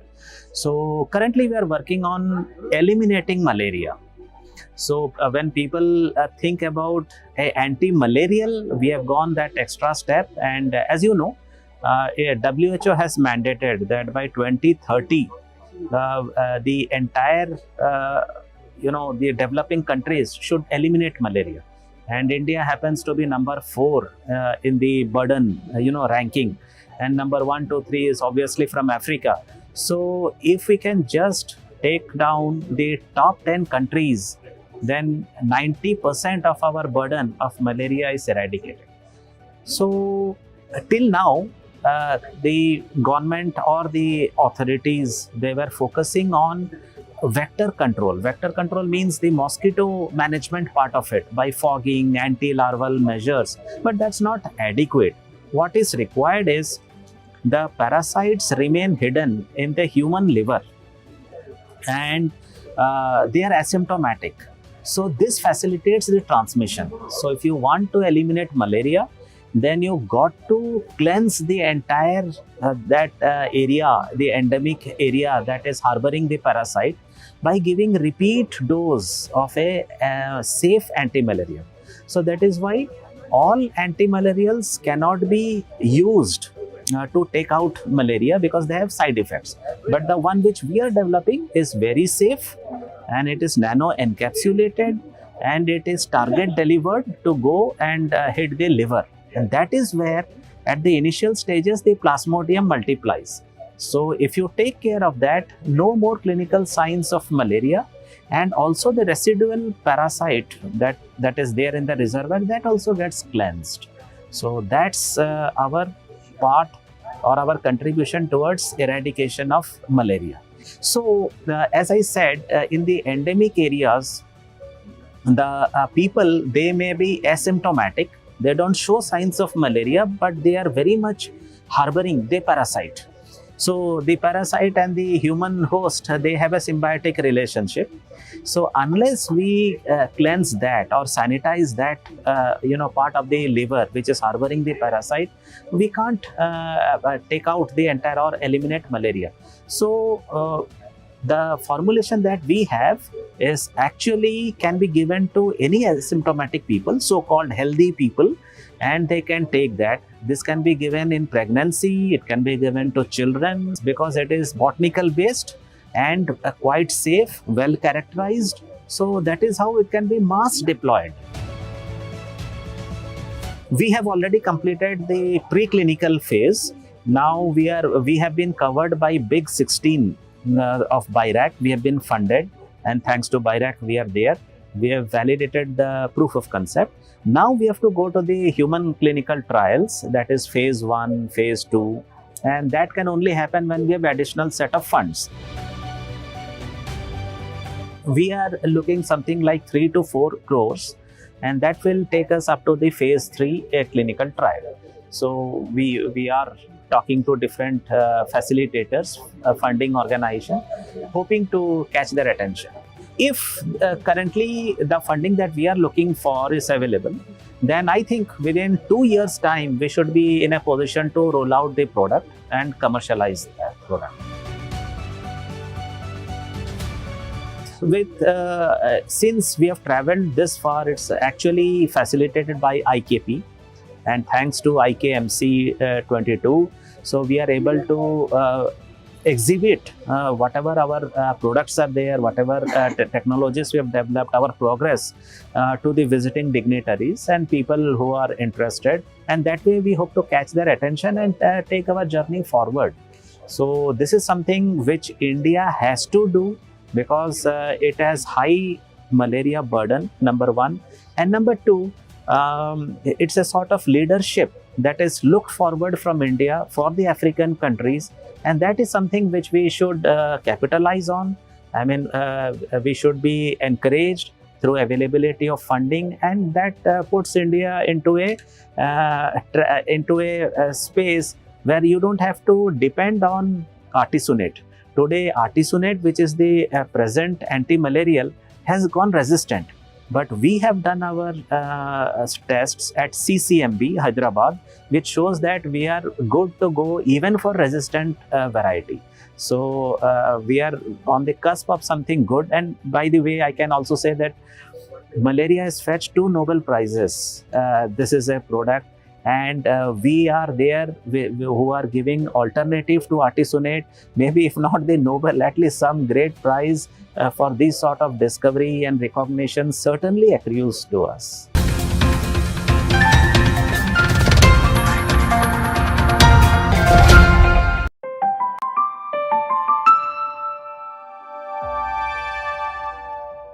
My name is Dr. Rekha Godbole. I am the co-founder and the director of a company called Gene Accurax Private Limited. This is based in Bangalore. We are a consortium of companies working together for the healthcare benefit. So I have been working in field of HIV, and for last 5 years I have been trying to develop a kit for HIV drug resistance. I have already developed one in-house kit which I have tested on 200 patients, and it was very helpful for the clinicians. But as we were doing the test, we found that this is not very affordable for many of the HIV patients, and also it takes a too longer time. So I am trying to develop a multiplex PCR kit, and we found that the commercial viability of that test is also a little not feasible. So now what we are trying to do is we are trying to work in 2 ways. One is we are working with NGS where the cost will come sufficiently down, and also the turnaround time will be lesser. Secondly, we are working with microfluidics using a lamp technique, but that may take a little more time. So right now my focus is on NGS, and we'll be able to help the HIV patients as well as help the doctors to change the regime or decide which regime to use. Right now we are in the standardization stage, because we have just changed our angle a little bit. So it may take another 2 to 3 months to develop that. So I have got BIRAC funding for this, but we will need more funding to do validation and to actually get to the market. So maybe I'll look out for more funding from SIBRI or something where we will be able to get to the market level. This is a wonderful event. I have met a lot of people. I have tried to build partnerships with some people, and also I've got a very good advice from the mentors. And IKP is generally wonderful because they are very friendly and useful, and they have always been there for my all difficult tasks to get sorted out.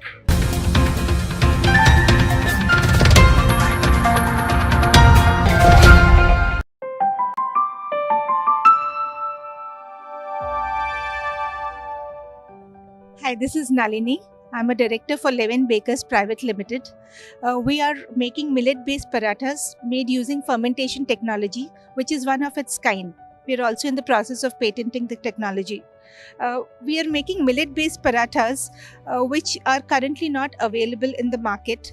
And by using fermentation, we are able to make millets, enhance the taste and texture of millets, and make it more palatable to the modern customers. If you see today's modern days, making chapatis have become a cumbersome process for the modern customers, every household. It's also difficult for students to get healthy, nutritious food, and they have to depend on the local eateries and packed food, again compromising on their health and taste. So we have identified the problem to this solution. We have come up with more tasty, healthy chapatis, which is a better alternative to the homemade ones. And with fermentation, we have been able to increase and enhance the taste and texture of millets, because millet is again the food for future. We are all facing nutritional issues. Every kid, there are so many kids who are not, who are malnutrition. So even the government, we as an individual have to do something to combat this problem. And when we see millets was our ancestral food, and that time we didn't have so many lifestyle diseases, lifestyle problems. But after consuming the modern food more like rice and wheat, we have also started getting a lot of other problems. So now it's a time that we have to go back to our ancestors' food. But again, then we are not used to eating millets. They are hard, they are brittle. It's very difficult to make millets. So we have come up with this solution. These are ready to eat. This also soft, as good as the wheat parathas that we are used to, and also more palatable. It's tastier. With fermentation, we have been able to increase the shelf life naturally. It's 3 times more than what is available in the market without the use of any preservative. And with fermentation, there are more health benefits, like body is able to absorb more minerals, and also the nutritive profile gets better. It enhances. Like if you see, even the wheat parathas compared to a fermented wheat parathas have higher protein and less carbohydrates. And it is good for digestion, it is good for sugar management. So there are a lot of benefits with fermentation. Currently we have kept the prices very affordable, so that more and more customers are able to try the product.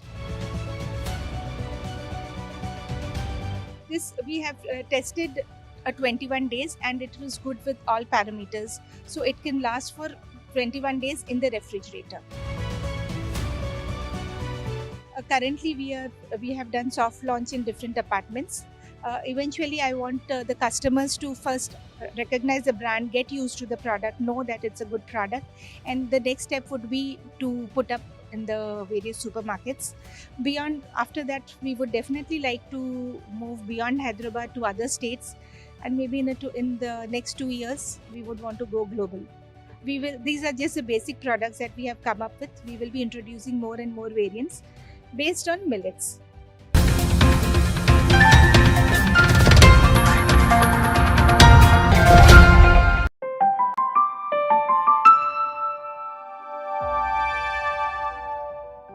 Hi, good evening. My name is Duke Chaudhary. I'm the marketing manager for the company called MicroGo. So we are into the space of hygiene and infection control solutions, providing to different healthcare sectors. So what we basically do is we buy out problems from different companies, especially the healthcare and the food industry, and we tackle their problems with our solutions, hygiene solutions, and give them digital solutions in the space of SaaS, right, where we give them smart, assured, sustainable and service. So what we do basically is we give them a smart solutions which is digitalized. We give them assured product which is scientifically being proved, as well as we give them sustainable, which is environmental sustainable as well as operational sustainable, and also give them a service which is basically trainings to the people who actually needs them.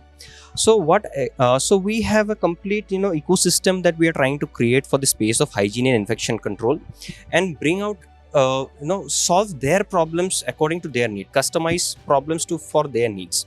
So we are trying to create prevention in the space of hygiene, in the space of AMR, and in the space of One Health, where we are trying to create an ecosystem for creating a better food for people, for humans, or better lifestyle for humans. Also along with that, giving them creating a better healthy ecosystem for animals as well as environment. Our products make sure that you get your health hygiene compliance complete 100%. Along with that, we can give customizable digital solutions, as well as digital aggregator of monitoring systems, or 100% real time data to which you can measure, which helps you measure your benefits, measure your hygiene protocols, and that way you can create an ecosystem which helps and create awareness across industries and give them a better space to evolve into the origin of the SaaS way. So that is what we are trying to do. We are trying to create this ecosystem for different in different industries actually, and give them a better solution for the upcoming future. So as of now, we have already got the Series B funding, and we are into the commercial space. So we are almost our turnover is almost going up somewhere around 40 crores right now, and we are trying to do as much as sales we can. So right now we are also evolving into different spaces and bringing in new products, a new product range, expanding our hands into poultry industries and exports, and certain expansion is already going on. We are also expanding our sales and marketing team. We are trying to grow in different other spaces, different places where we are not available as of now. So we have covered India into the zone 1 and the zone 2 basis. So zone 1 is the South India, which is mostly covered.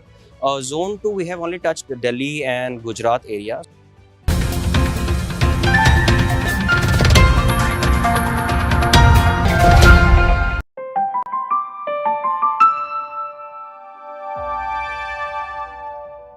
I'm Rishikesh Kulkarni. I'm an electrical engineer at Upchiti.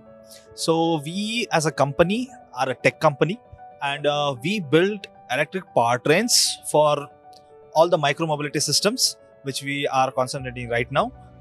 It may be low speed scooters, electric bicycles, skates, and all kinds of stuff. So we build the entire powertrain, and the parts could be battery management system, battery, motor controller, and all kinds of stuff. So as a first product, we have built a world's first battery management system in which you can charge your batteries with the help of any USB-C connectors that is already at your home. It might be laptop chargers, your mobile chargers, etc. So yeah, this will be helpful to us in a lot of ways. Like if you take these bicycles to your home, to your workplaces and all, you can just detach those batteries, treat it as your mobiles, laptops, so that you can just charge it, and then you can treat it like those things, and you can charge it at your table desk anywhere you want it. So yeah, the basic idea of charging your EV is no different to charging your laptop now is achieved, and we'd like to show a demo of this. If it is a 60 watt adapter, it starts to charge anywhere between 52 to 55 watts, so that it's not an overload on the adapter or on the battery pack side. So yeah, so taking care of all the thermal issues and everything, this BMS is smart enough to take care of all those things.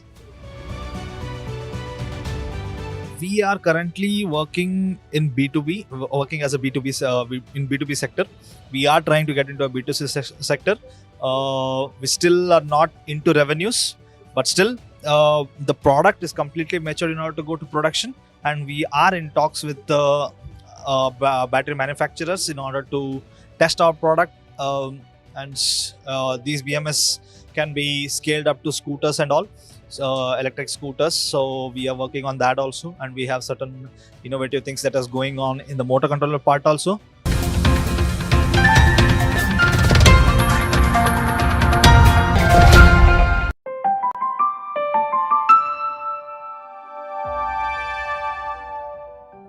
Hi, myself Pratima Solanki, and I'm founder director of 3K Nano LLP. So our startup at AIC JNU Jawaharlal Nehru University, and we are making the biosensor for vitamin D3 detection, which is supported by Birec Bake. So in this regard, we are fabricating this strips for immobilization of your antibodies for detection of vitamin D3, 25 hydroxy vitamin D3. And then this is the second component of our biosensor, that is electronics device, which is under fabrication, which once we our electrodes will be ready, that will be connect with the electronics device, and we can easily check the vitamin D3 concentration into our blood sample in the form of the digital value. Second, as we know that nanomaterials have the very good the capacity to immobilize biomolecules. They provide high sensitivity as well as the more adsorption capacity of the biomolecules. In this regard, we are synthesizing various nanostructured materials, and basically this is the biosensing platform that how we developed it. So first the sensing electrodes will be used to immobilize these nanomaterials, and then antibodies to be immobilized onto their top surface, and it will be connected with the electrochemical analyzer to check their electrochemical response. So nanomaterials which we have synthesized in our laboratory, we can also incorporate it in the form of the nanofibers, and we simultaneously we are making nanofibers of biopolymers like cellulose, and we can also synthesize these nanofibers on the basis of the customer requirement. They can purchase, some of the students laboratory based, their students they are taking from us, and on their research purpose. So on the basis of the requirement, if anyone wants gives us some design, that we can also have some good facility for develop the 3D products in our lab. To all these knowledge we are spreading to students who are the interested to make our students. So we are conducting the workshop in our startup, and in like the 10 days or the 15 days to share their knowledge. So if anyone is interested, they can contact us. Like our website is www.3knano.com, and we are on LinkedIn. So please contact. So we are very thankful to IKP team, and they have invited us to participate in this exhibition. We are very happy. They have provided us very good space, and we have interacted so many new startups and the experienced persons. So we can connect with all these the startups here, and we are very happy to participate in this. Yeah, very good experience for us.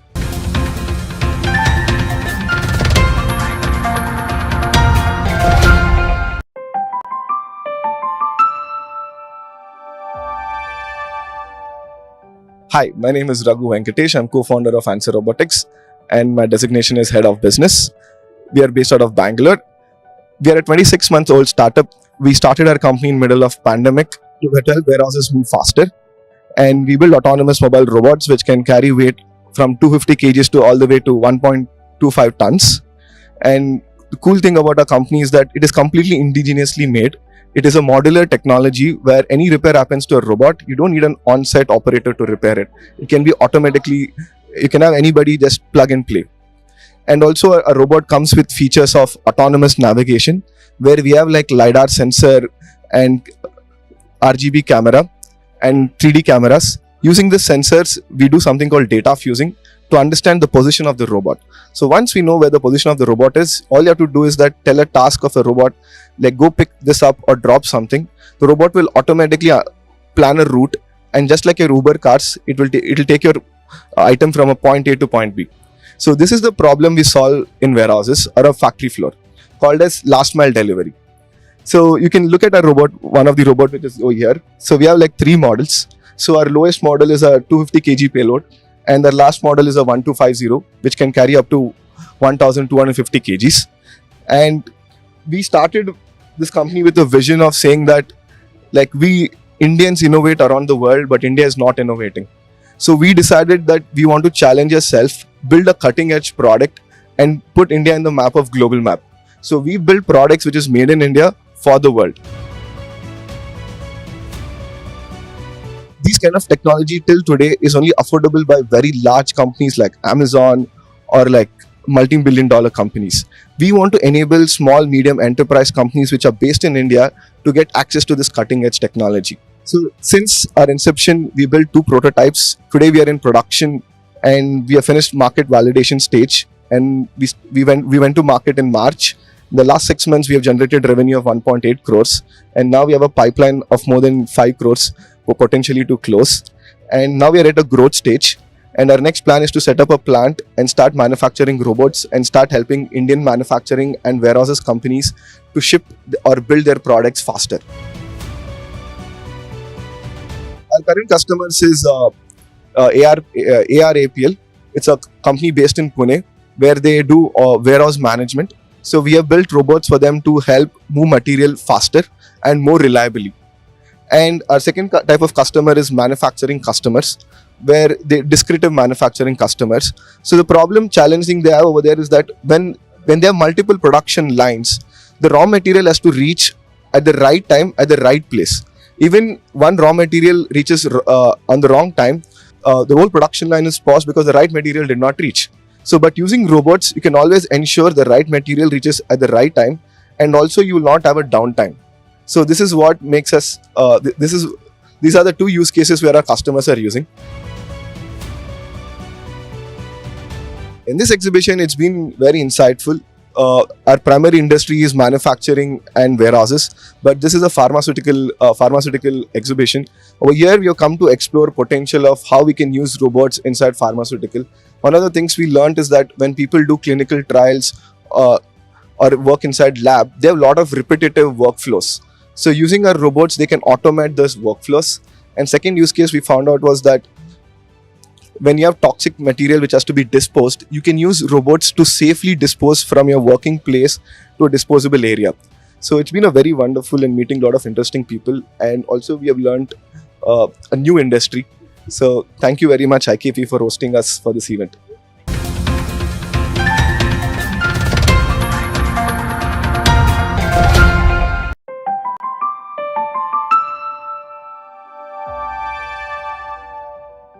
I'm Rohit Asal, co-founder at Cambrian Bioworks. We primarily build reagents, kits, and workflow solutions for molecular diagnostics and genomic sequencing and genomics research.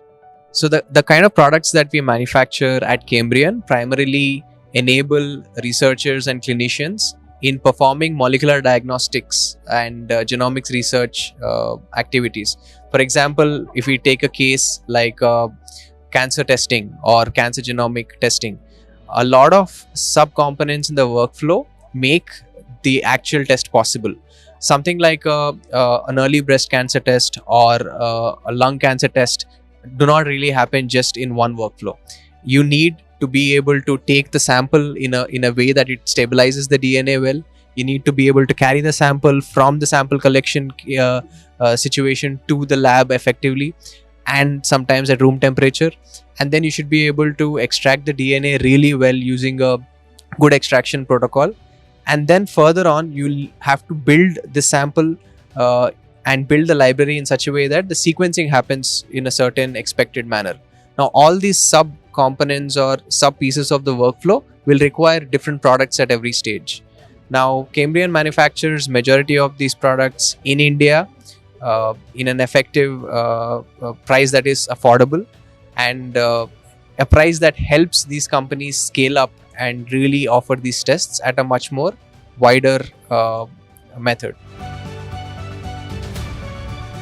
Most of our consumers are B2B enterprises, meaning most of our products go into customers who are already into testing. Some popular names I could quote would be someone like a Metropolis, or someone who is very, very good in cancer testing.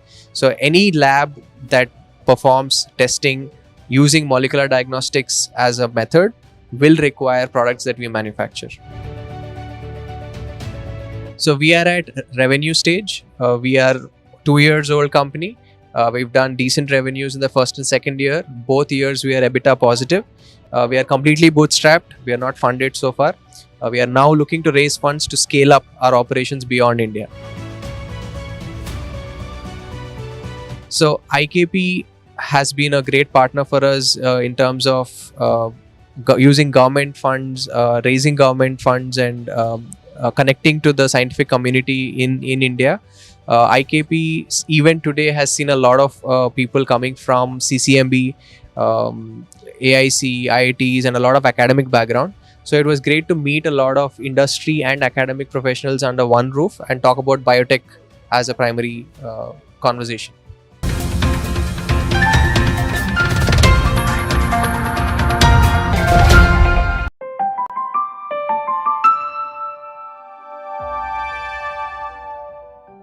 Hello, so I am Dr. Preeti Nigam Joshi. I am founder of Fast Sense Innovation.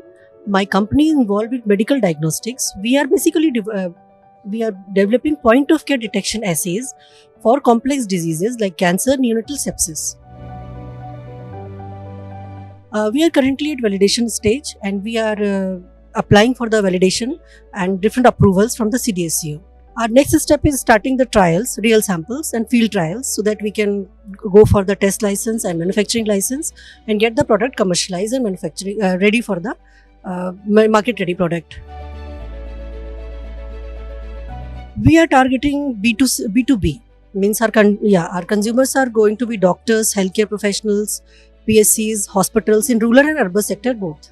So we are targeting a range between 500 to 600 rupees per test, and we are bringing medical, you can say, the laboratory based diagnostic into point of care manner. So of course we are reducing the price also, so that it could reach to the masses, so that you can say the lower bottom of the pyramid, that is our that population we are targeting. This exhibition we have already, you can say, been there from the different previous year also, because IFKP is our BIG partner. So I am coming from this exhibition before even 2017 also.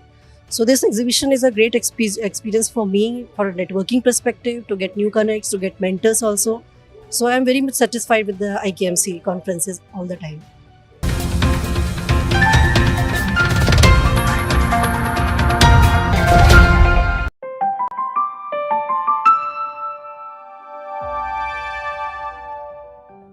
Hi, my name is Arun Kumar Ramaswamy. I am the director and co-founder of Smart Home Healthcare Solutions. We are building Your Hub platform. It's an online physiotherapy and digital rehab platform where we want to take the physiotherapy from offline to online for certain conditions. Typically, when the patients do the physiotherapist exercises at home, they usually tend to forget the exercises, or they will not do the exercises correctly, so which elongates the recovery time. So what we are trying to do is we are building an AI platform where the patients, when they do the exercises at home in front of their own mobile camera, the camera will guide them, and it will also correct them if they are not doing the exercises correctly. So it ensures both correctness of the exercises as well as the completeness of the exercises, which helps in the recovery of the condition much better. And that's the platform that we are currently building. From a stage perspective, we are currently in the validation phase, where we have built the platform and we are testing it out with the trial initial set of patients. And once that's done, then we will roll it out to the general audience. So we have three types of consumers that we have planned out. The first one will be the corporates, where primarily to address the ergonomic concerns of the employees, we are going to offer this on a subscription basis to the corporates. Second will be the clinics or the hospitals, where they can offer this for the post-surgery patients when the patients get discharged. This can be an additional offering that they can give it to the patients. And the third service will be directly to the patients, where the patients can directly opt for it.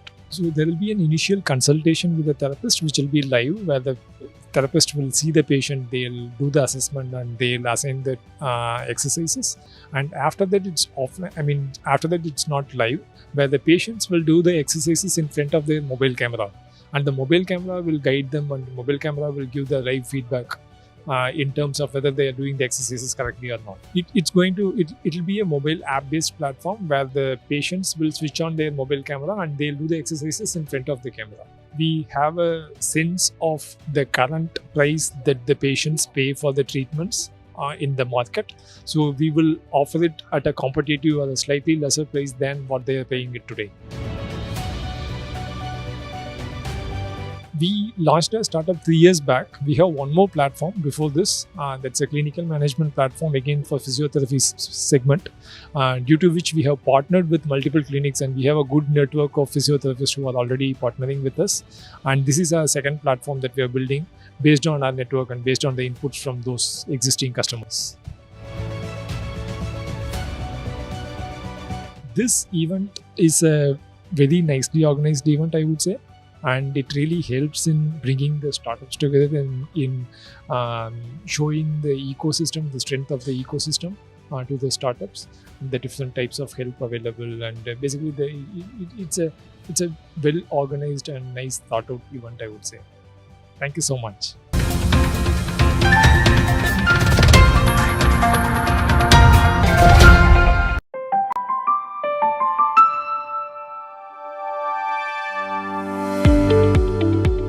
Avishkaran, the bionest of Naipur. Hyderabad was inaugurated on the 16th Foundation Day of Naipur.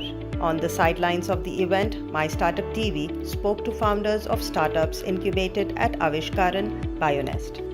Hello everyone, I am Akanksha K from Naipur, Hyderabad, student of MS Pharm, Medicinal Chemistry, first year. I want to put one quote first. आवश्यकता आविष्कार की जननी है, right? So this quote really bringing innovations forward.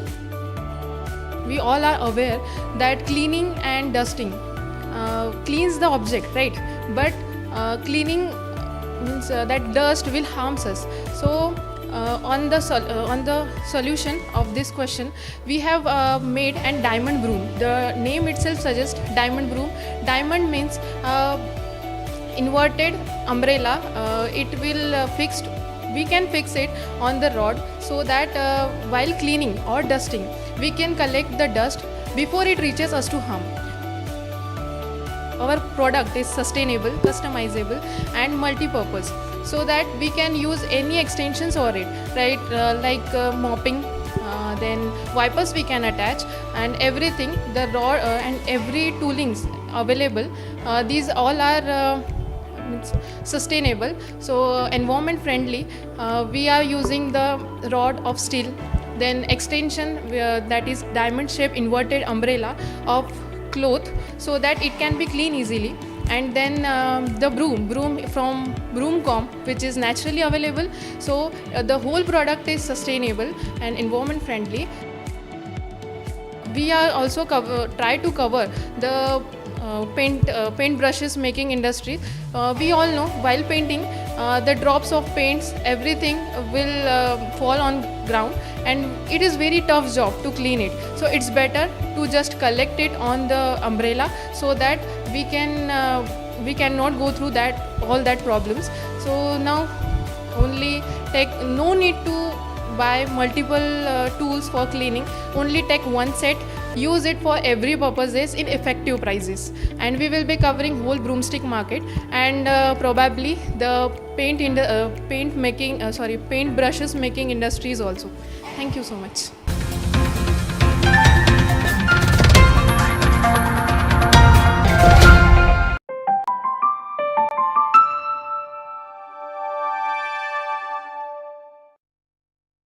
Welcome viewers, welcome to My Startup TV Founder Talk Show. We are at the Center for Innovation and Entrepreneurship at IIITH. We are here to talk to two founders who are incubated at the IIITH. Their startup is into it's called Deep Facts, and it is into medtech.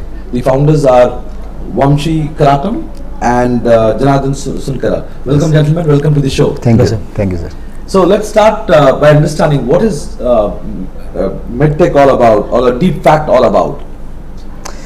So deep facts is all about, most of the time cardiovascular patients or the cardiovascular events happen due to untimely intervention of the medical support. Yeah. So deep facts take care of multivital parameter device. It provides to the subjects, and so that if there is any event, immediately our command center will alert the attendant or the doctor, and as well as to the subjects, to take in timely intervention to save the subject from the medical any kind of uneven events. So how do you monitor? Mm-hmm. How do you monitor your subjects that they are going through anomaly when it comes to health stats? We have developed a multi-vital parameter monitoring device that will capture more than 16 vital parameters. For phase 1, we are giving 5 vital parameters, which is dealt by WHO. That is ECG, BP, temperature, heart rate and SpO2. The another USP is it will give abnormality alerts whenever it is required. While in one line, we are giving this platform for affordable and accessible care for everyone. So do you have to wear this device? Yes, we have to wear this on chest. Vamshi, yeah. Today the way the iPhone, the phones, smartphones are kind of morphing. They are as good as becoming in some ways a device that checks parameters, health parameters, or keeps a track of it. Right from how many kilometers you've walked in a day to SP2O, ECG you can do it. So with that kind of thing, when you see smartphones kind of getting into that segment as well, the medtech state, where do you fit in?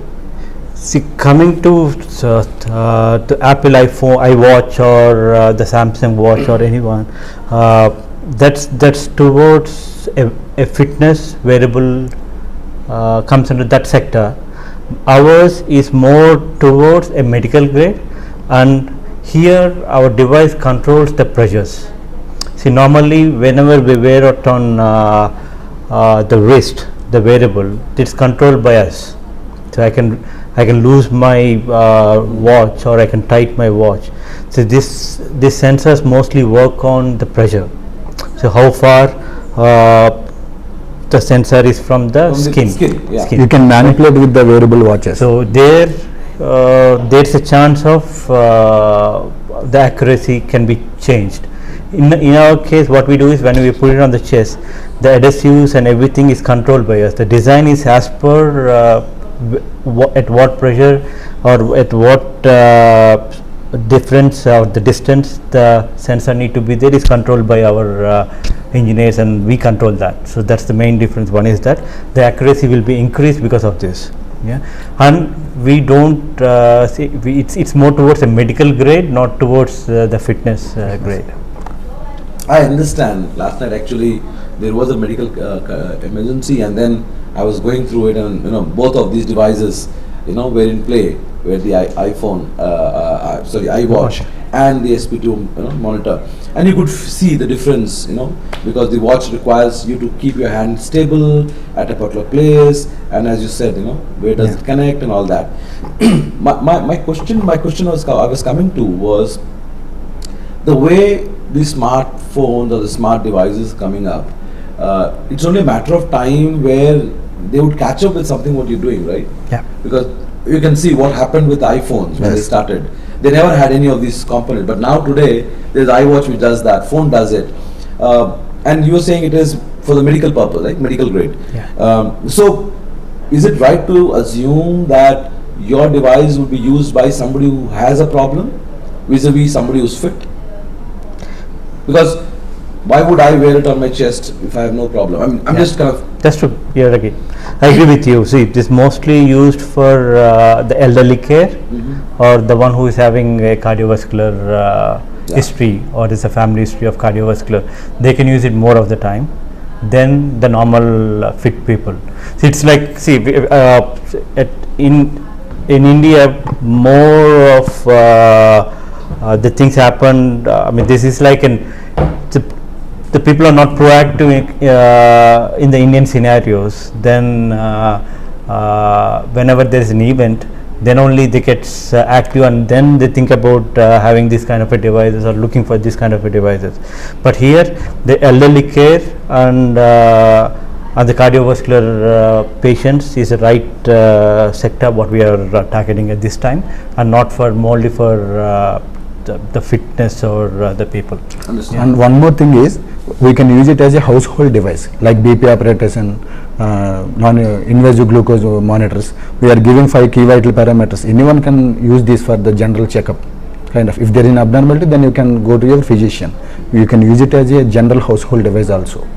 That definitely that makes a lot of application kind of complete changes and makes it more. I think if not hard, definitely there were probably a family has one person who's suffering from diabetes. Yes, there is a wide use cases. We are focusing on physician. Yeah, that's true. So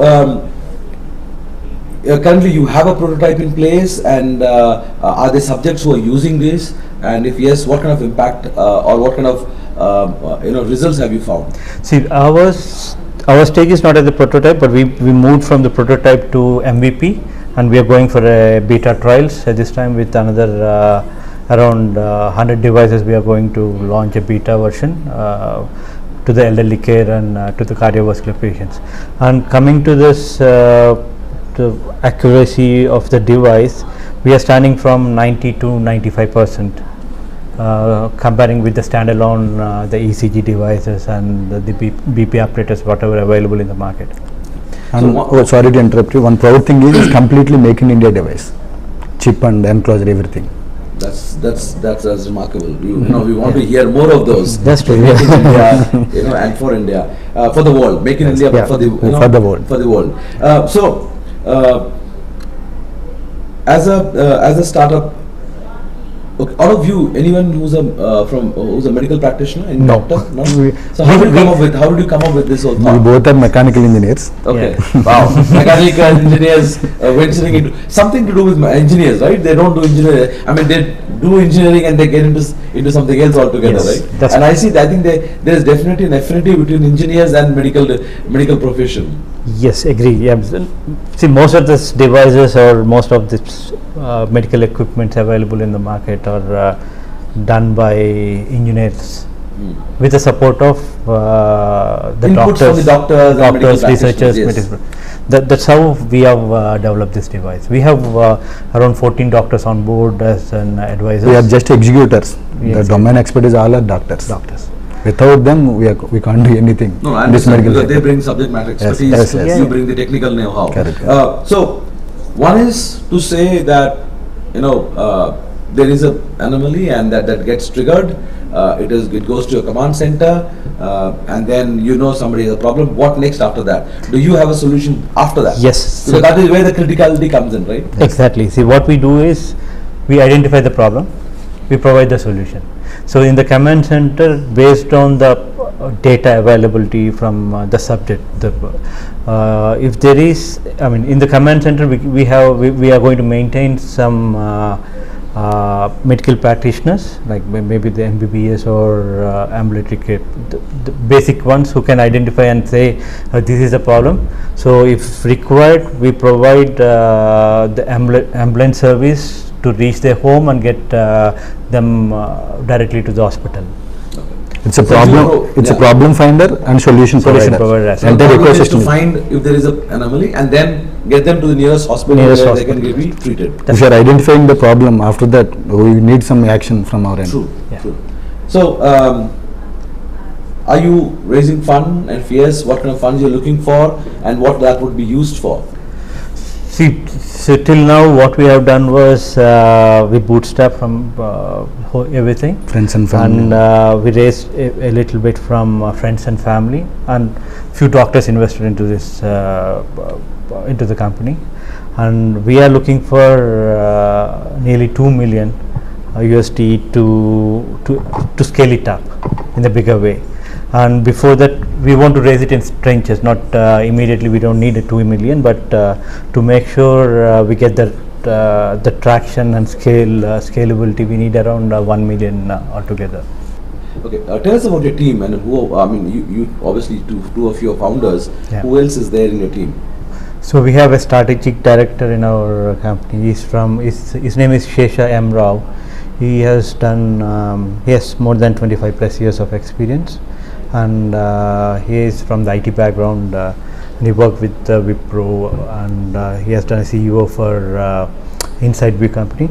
He's Shesha M. Rao, and he's now he's a member of ICIA, Hyderabad Software Association, and he closely worked with us on the strategies and how to take it to the next level. He works with us, and we have good advisors from electronics. There's one Satyanarayana Garu, and he's from Osmania, and there's one by name Srinivas Murthy is from Chennai, and he's more into advisory on the electronic part of it. And we have Dr. Suresh, ABS Suresh from Continental, who gives inputs on what level we need to take the device, and on the reporting side also we get more of inputs from Dr. Suresh. And it's almost like we have 15 plus team as advisors, consultants, and some are on board. And we have good embedded team in house, Manoj, Dilip, and Shivram, Naimisha. We have good embedded team and software team in house. So, to your best of knowledge, is there any other device that is or parallel product that is doing the same thing, and how do you compare to that? So be it India, be it abroad. Yeah, there are some few devices, but they are particularly to one parameter or two parameters, not completely into 5 or whatever the next level 16 parameters what we are thinking. It's not into that. It's only into one parameter like ECG.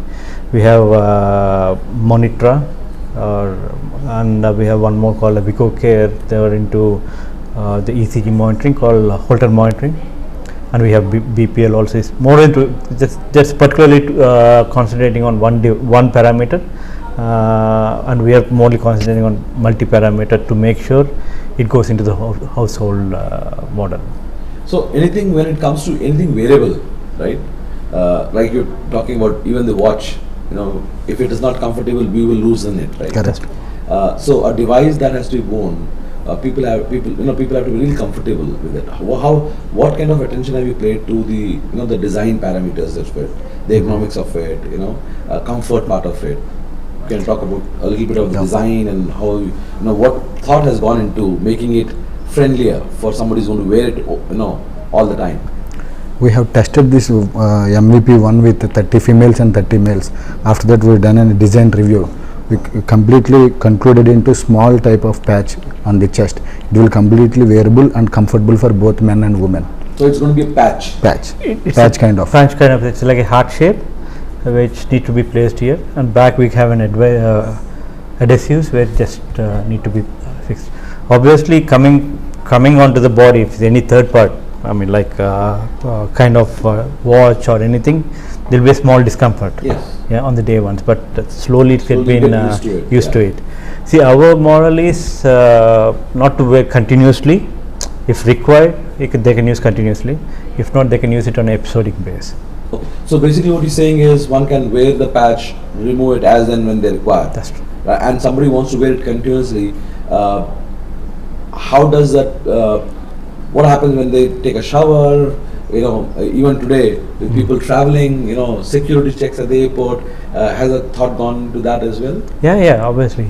So ours is, at this time we are going with IP65 grade, where they can take, it's a water resistance, they can take shower and things, but in the next level what we have planned was IP67, where it can be fully waterproofed device. And present is rain proof, not a swimming pool proof. Yeah.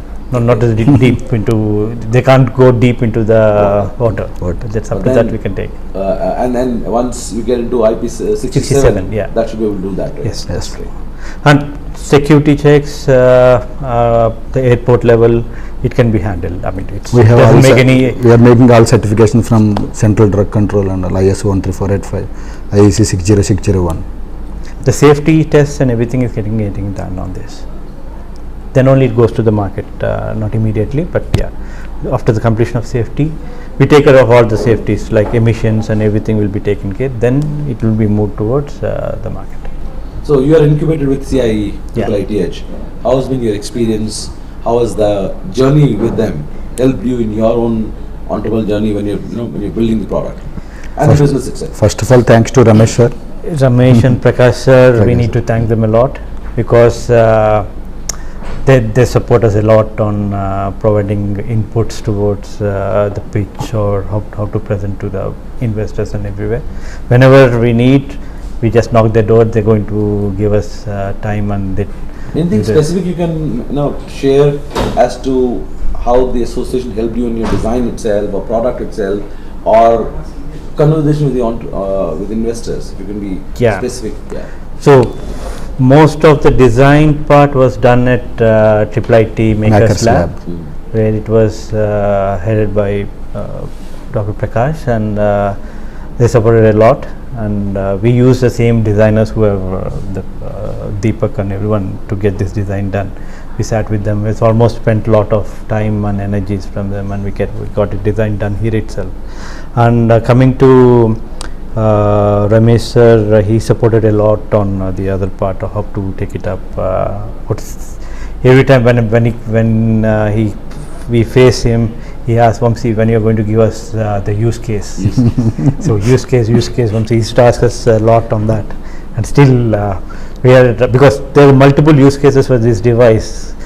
Coming up with the use case to Ramesh sir is very tough. Yeah, we're still in that process to go. Yeah, and we received Nidhi Prayas fund from IIITH to support our other device. We are working. It's an R&D goes on. We don't leave the R&D part. So we are coming up with one more device for more towards the cardiovascular patients. So for that we got funding from, we got a grant from Nidhi Prayas grant from IIITH. Actually, this is right place for startups. Previously we are working in triple bedroom flat. After that we got a lot of changes compared to working in flat and working from CA IIIT.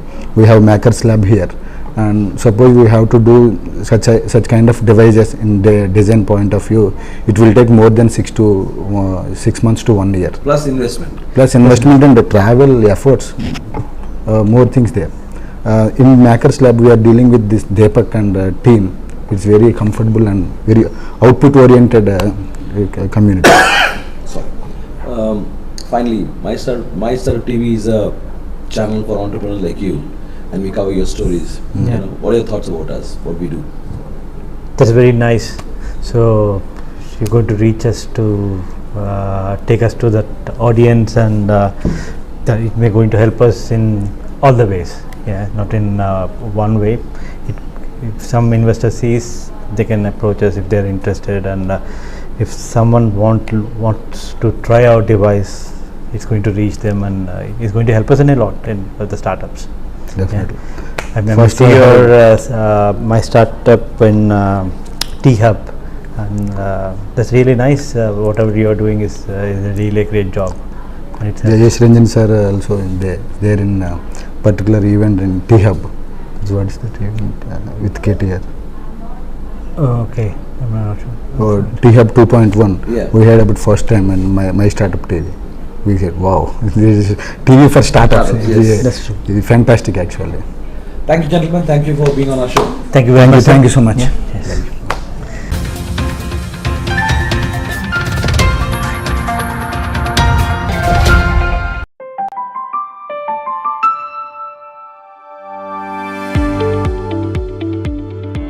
Avishkaran, the Bionest of Naipur. Hyderabad was inaugurated on the 16th Foundation Day of Naipur. On the sidelines of the event, My Startup TV spoke to founders of startups incubated at Avishkaran Bionest. There is no drug utilization review, which is most important thing, which is lacking in the present healthcare system. That's in the pharmacy based, and we at the doctor's pharmacy we look at the drug utilization review.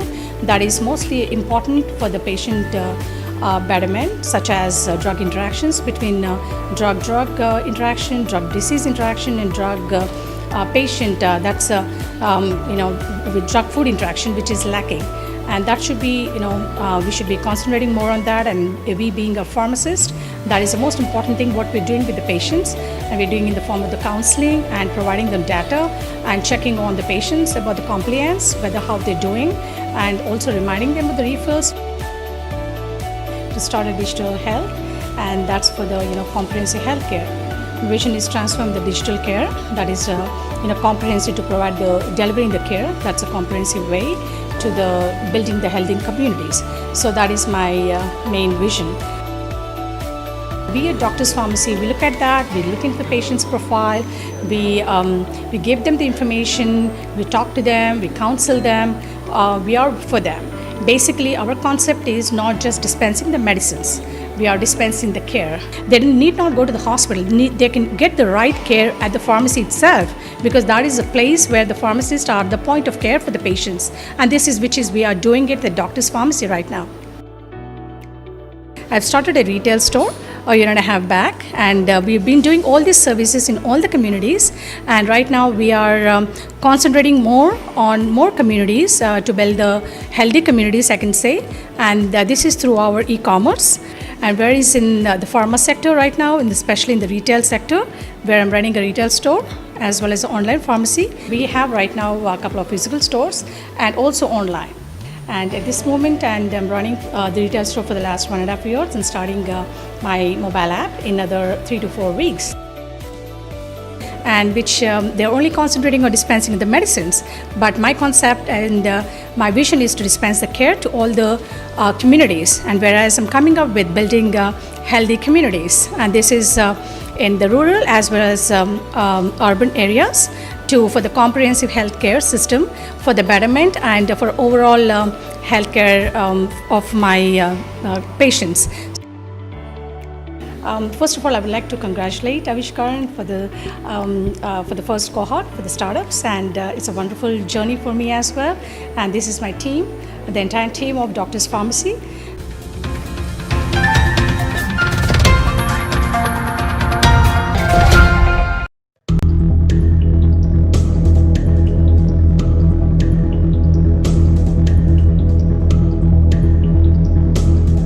Dr. Manish Diwan, BBT Bairak, addresses the Avishkaran inaugural event. Listen in.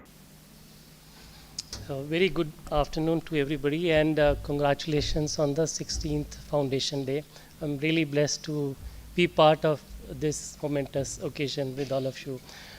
Director ma'am, Madam Secretary, and faculty, entrepreneurs. I can see some faces, old good friends who are supporting the ecosystem, investors, the Bionest incubator across the city and different dimensions. Some of the startups we could interact, spend a little bit of time, and a lot of young minds sitting at the back, the young students who are pursuing UG, PG, doctoral or postdoctoral studies. I think pharmacy institution like this, who has actually, let me put one more thing here, I would say, not many IDPL facilities would have got blessed with such an establishment. It is a great tribute to that endeavor which was set in several years ago, where now a permanent facility of educational center and a center of excellence in pharmacy, which is now prospering. So IDPL soul would be kind of blessing this endeavor because of all of you. Pharmacy is very interdisciplinary and inherently translational. So unlike many other science streams where you actually have to kind of encourage people to start looking what could be the outcome of the basic sciences outside the laboratories, how you can translate the knowledge that is generated in those research institutions and can help societal unmet needs. But pharmacy is inherently driven and sitting at the translational space, and it has a wide variety, a great expanse of different domains within the pharmacy, from pharmacology to pharmacognosy, delivering the drugs with pharmacokinetics, chemistry intertwining with with all streams, chemical synthesis to NMEs. And even after the delivery, the pharmacovigilance, it's a fairly wide spectrum. And all of you who are getting training under specific domains, right from discovery, understanding the anatomy sciences, to actually in the marketing domains, actually considering how to get integrated with the markets once the product is panned out from all the efforts. So, and pharmacy is one sector where it can actually contribute to many unmet needs and the emerging global challenges.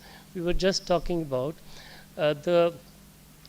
and all of us would have experienced the last 2 years of pandemic. The health sector and the health got immense focus from non-science people, from policy makers, economists, the world at large. All the economies of both developing nations as well as developed countries, the infrastructure was all challenged just because of one pandemic. And I think we are sitting right in the center of the entire activity from this NIPER pharmaceutical institute to be able to relate to those gaps and be able to contribute in that segment. We would have all heard about unicorns, and unicorn. Anybody like any time when your valuation increases and breaches that 1 billion benchmark, you are entitled to be called as unicorn. That is all reflecting of the new innovation, new businesses getting set up. Biotech sector, including pharma, biopharma, we do not have much presence of in the unicorn space. There are only 4 unicorns which are from the pharma space, all in the kind of delivery space, but not in the core deep tech area. But these numbers are increasing, as we all relate to. India is the third largest country of startups. So that means a lot of innovation happening. More than 65,000 startups are registered in India. We have 44 unicorns panned out last year and graduated to the unicorn status. As year has passed, so we have now reached to 107 unicorns from India. So this number is increasing, and I think this puts a focus and a scope and a potential for a place like this, Avishkaran, as an incubation center to nurture such new startups who can possibly potentially go and reach to that landmark. India's pharma sector, I was doing it just about very small amount of groundwork, but I could see that most of our pharma companies currently, their valuations are just about $4 to $5 billion. The topmost country's pharma company has a valuation of about $20 billion, which is less than 1/4 revenue of one of the major innovator pharma companies outside India, global pharma. So I think the very reason we don't have much higher valuation within our pharma belt is that the innovation component, we have kind of let it slip. We are not investing enough in the R&D, in the discovery and innovations, in the first-in-class discoveries. We are more into me too, best-in-class, and follow-through.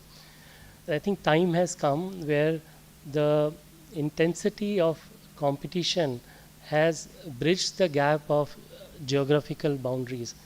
The solutions which get nurtured or developed anywhere across the globe, they get adopted and they get implemented, whether it is India's company or outside India's company. So this is a stage where innovations done here in the country would have a platform to compete and contribute not only for India but for the world. So Atmanirbhar Bharat, which has been the national drive, Honorable Prime Minister ji has been pursuing, I think the Startup India, Make in India, all these national missions are platforms which have been seeded to help progress India and build that innovation quotient. And everybody is banking upon this young talent, young mind and young pool which is graduating. Honorable Secretary Ma'am shared one insight that they are already thinking in how to spur more innovative ideas to fund and support beyond the educational curriculum. So I think there is a thinking in that direction. BIREX existing enabling facilities both for funding, incubation and mentorship and the vast expanse of network that is also available to each and every single individual startup as well as industry. The Avishkaran, which was kindly inaugurated today, by ma'am, that provides a nurturing ground for such innovative ideas where each one of you can actually utilize that opportunity, be it as a full-time dedicated entrepreneur or as a as a as a uh, as a temporary or transient scouting of the activities which are happening, because that would become a center of place of network where people from across different dimensions would like to come and congregate. And beyond our I am also from a pharmacy background, so I know it's morning till late evening classes, one after another, practicals. So we hardly get enough time to look outside our classrooms or outside our peer group. But I think within the campus, when you got that opportunity, kindly utilize that. The network of incubation center within the vicinity, within Hyderabad itself or around, we have 7 BioNest incubators, and in the state we have, in the Hyderabad itself, it is close to 45 incubators as of now. So it offers an immense potential. The industry network, people would come and like to interact and spend times. IKMC is happening by IKP just at the end of this month itself. It will have a lot of footfall, a lot of people coming from across India as well as outside India. Maybe invite, interact with them, bring them over here. To BAM, I have one request that that within the pharmacy curriculum we do master's dissertations, PhD dissertations, so to the faculty as well. So kindly encourage your students to pick up topics, if possible, that can lead to startup creation at the end. So may not be immediate, but at least that has a potential to create that. We all have within our curriculum requirement of industry visits. So visit industries, but also visit the startups. In the free time or in the breaks, if you want to spend some weeks or some time as an intern, explore startup ecosystem, try and work with them. I think the kind of knowledge and opportunity that you would get, or the perspective that you will get exposed to, that's unmatched. It's beyond a one-centric vision. And if you don't like one startup, hop over next vacation. You can always try the next one. I think the large network pool which is forthcoming to you and would become conveniently available, kindly make use of that. The one thing I wanted to also emphasize from this dais, that within the pharmacy syllabus of the young UG students, we don't have enough agility to absorb the movement in the scientific development, like genomics, molecular biology, AIML. You have started the medtech devices component. So expand wherever you find that those are the elements which would actually be the future to drive the healthcare delivery system. Kindly adopt them, and if not as a formal subject or a paper, but kindly get exposed to the students as well as to the faculty. I'm very optimistic and looking forward to the outcome of the BioNest incubator here, and we'll be happy to support that. My colleague here, Dr. Chaya, has worked very closely with the entire team, Director Ma'am, Dr. Nanduri ji, and all of you will be happy to support. And the BIREC enablement, enablement and opportunities would also become more forthcoming. At least you will get exposed to it more quicker than ever before. So good luck to everybody. Thank you very much.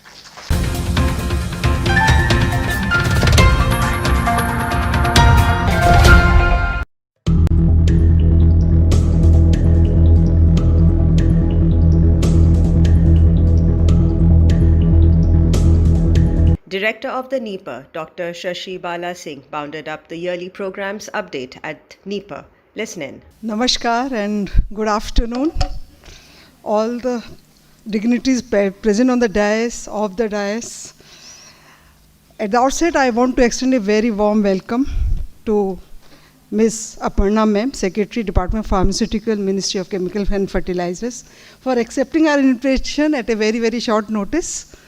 And ma'am, we get inspired by your presence in this auditorium, especially the faculty and the students and the staff. Thank you, ma'am, for being with us today for very important inauguration of Avishkaram and the foundation day of NIPER Hyderabad. Very warm welcome to Manish Diwanji. Thank you, Head BIREC, Department of Biotechnology, Ministry of Science and Technology. I think we have been working with him for a long time, and it was through his mentorship and through his guidance we were able to establish this incubator center, which is Avishkaram. Thank you, and we would like that you continue your support with us, and we would like to expand it. You know, today I realize the space is very less. We need to have much more space for more incubators to be part of this Avishkaram. I think we'll be working on it. Let us see how can we expand our space. A very warm welcome to Dr. Chaya, who is a Senior Manager in DBT. All we have been having very, very senior people in the auditorium, DG Pharmaxil, Dr. Uday Bhaskar sir. Then we have Dr. Anand, who is CEO of Govind Holdings, Singapore, and many other dignitaries which I see from IKP, from Osman, also from the Hyderabad University Incubator Center, all my faculty members, my dear student staff. A very good afternoon. I think it's a momentous occasion for all of us. We are celebrating 16th Foundation Day of NIPER Hyderabad. NIPER Hyderabad is 15 years young. And I want to congratulate my faculty members, staff and students. I think whatever we are here today, it is because of all of you. I'm just an ambassador or maybe an interface between you and DOP. So my salutation to each one of you. It is because of you I stand here before you.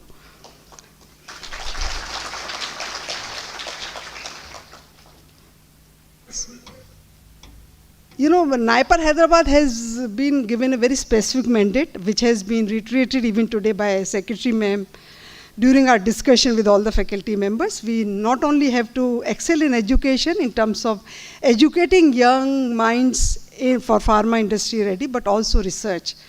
And we will be sort of taking her guidance, and also we'll be seeing that how do we excel in research.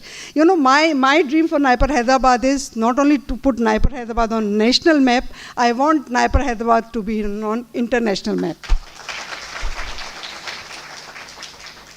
With the support of all the stakeholders, especially DOP, our BOG member, Chairperson Ma'am, and the audience, you will be happy to know that we have come second in institutional institute ranking framework, which is by Ministry of Education.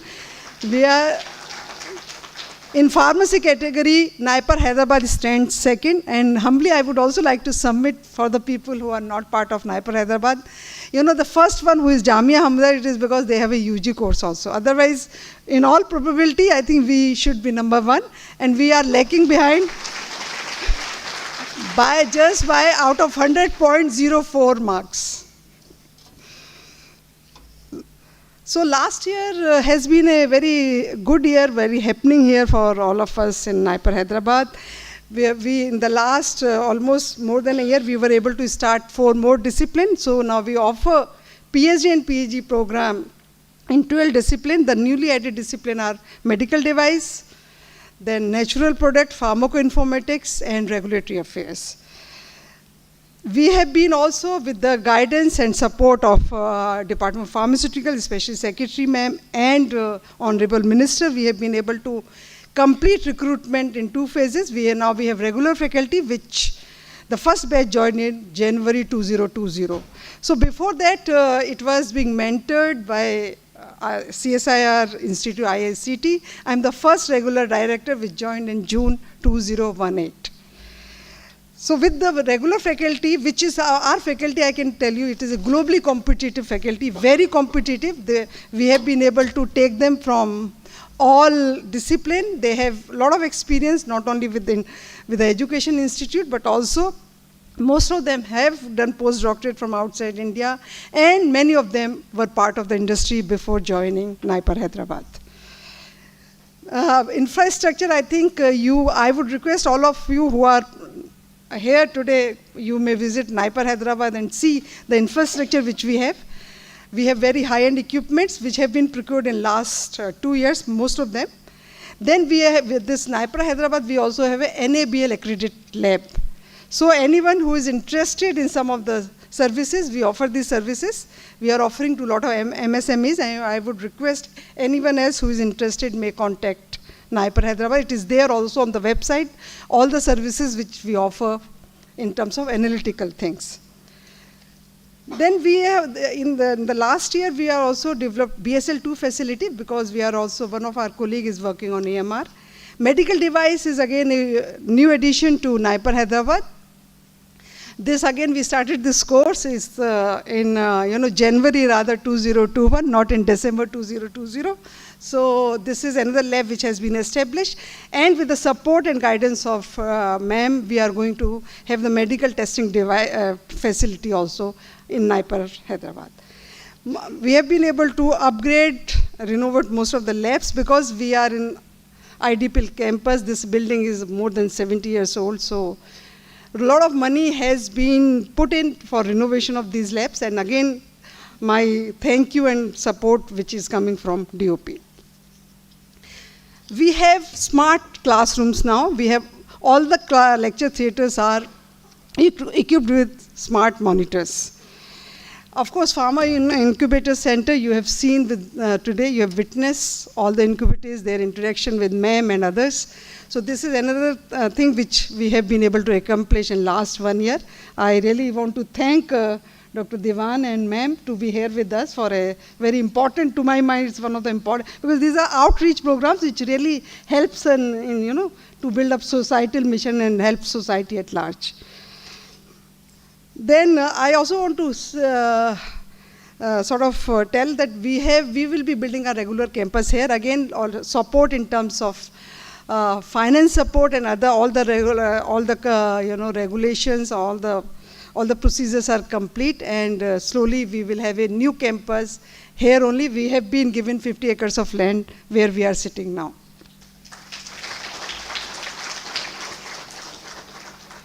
I also want to thank Dr. Anand. I want to take this opportunity to thank him for investing in 2 of our products. Thank you. I would like you to see this growing much more, because you can really support us in many other adventures. So our faculty, as I said, is mainly engaged in teaching and research. So, the dream of my faculty is to have 4 Ps: publication, patent, product, and process. But then the directions which we get from headquarters is product and processes. So this we will be working, ma'am, I assure you, from on my side and from faculty side. In years to come, we will make sure that 60% of our research is directed towards translation research. Of course, we are also engaged in consultancy services. We have a lot of industry-sponsored projects and a lot of extramural grant. Again, I want to thank all the industry partners, all the funding agencies like DBT, DST, ICMR, and DRDO, and many others. We also have a lot of skill development programs which we are running. Some of them are with Telangana government and DBT sponsored together, which are there continuously for almost 3 years. They have been sanctioned. So every year we run 3 to 4 programs which are even still ongoing. Then being a research and teaching institute, we organize a lot of seminars, workshops, soft skill development for our students, and also the leadership series. This is a series where we invite some important person who has made a good mark in that area, and then he or she may not be from pharma, they can be from other other specialization also to enthuse our student and motivate them, and maybe they become their role models also. And we also get a lot of internship. People who want to come and do their internship here, not only from Hyderabad and around surrounding area, but also from other states. This time we got from Gujarat State Council, we got about 40 students who were pursuing pharma in different colleges to be part of NIPER Hyderabad for their mentorship and learning some of these pharma techniques. I think I will not say much because time is limited. Ma'am has to leave. And placement is 100%, and this time the highest package which we got is 27 lakhs. I'm not saying it may not be the end, but we are incrementally progressing every year. So that gives me hope that next year it will be better. And of course our student and faculty also get a lot of honors and awards for their hard work which they put in here. I will not name all those awards. And this year we have successfully completed joint entrance examination. This is entrance examination for all the 7 NIPERs. And this responsibility was given to us by department. Then Swachhata Pakhwada, again, it's a very important, you can say, process of making Swachh Bharat, and we are also part of it. And this time, Department of Pharmaceutical has recognized our efforts and given us an award. But these are some of the things which I am highlighting. I am sure there are a lot more which I may not have said, and there's a lot more which needs to be done. I think we have miles and miles to go. I want to thank each one of you, especially my faculty, my dear students, my staff, who has been working tirelessly to make NIPER Hyderabad a better place for learning. And with this, I want to thank ma'am. Ma'am, thank you so much for being with us. It really makes us feel that we are being guided by people who can really take us forward. And thank you, Dr. Devan, and thanks everyone who is there with us. Thank you. Jai Hind.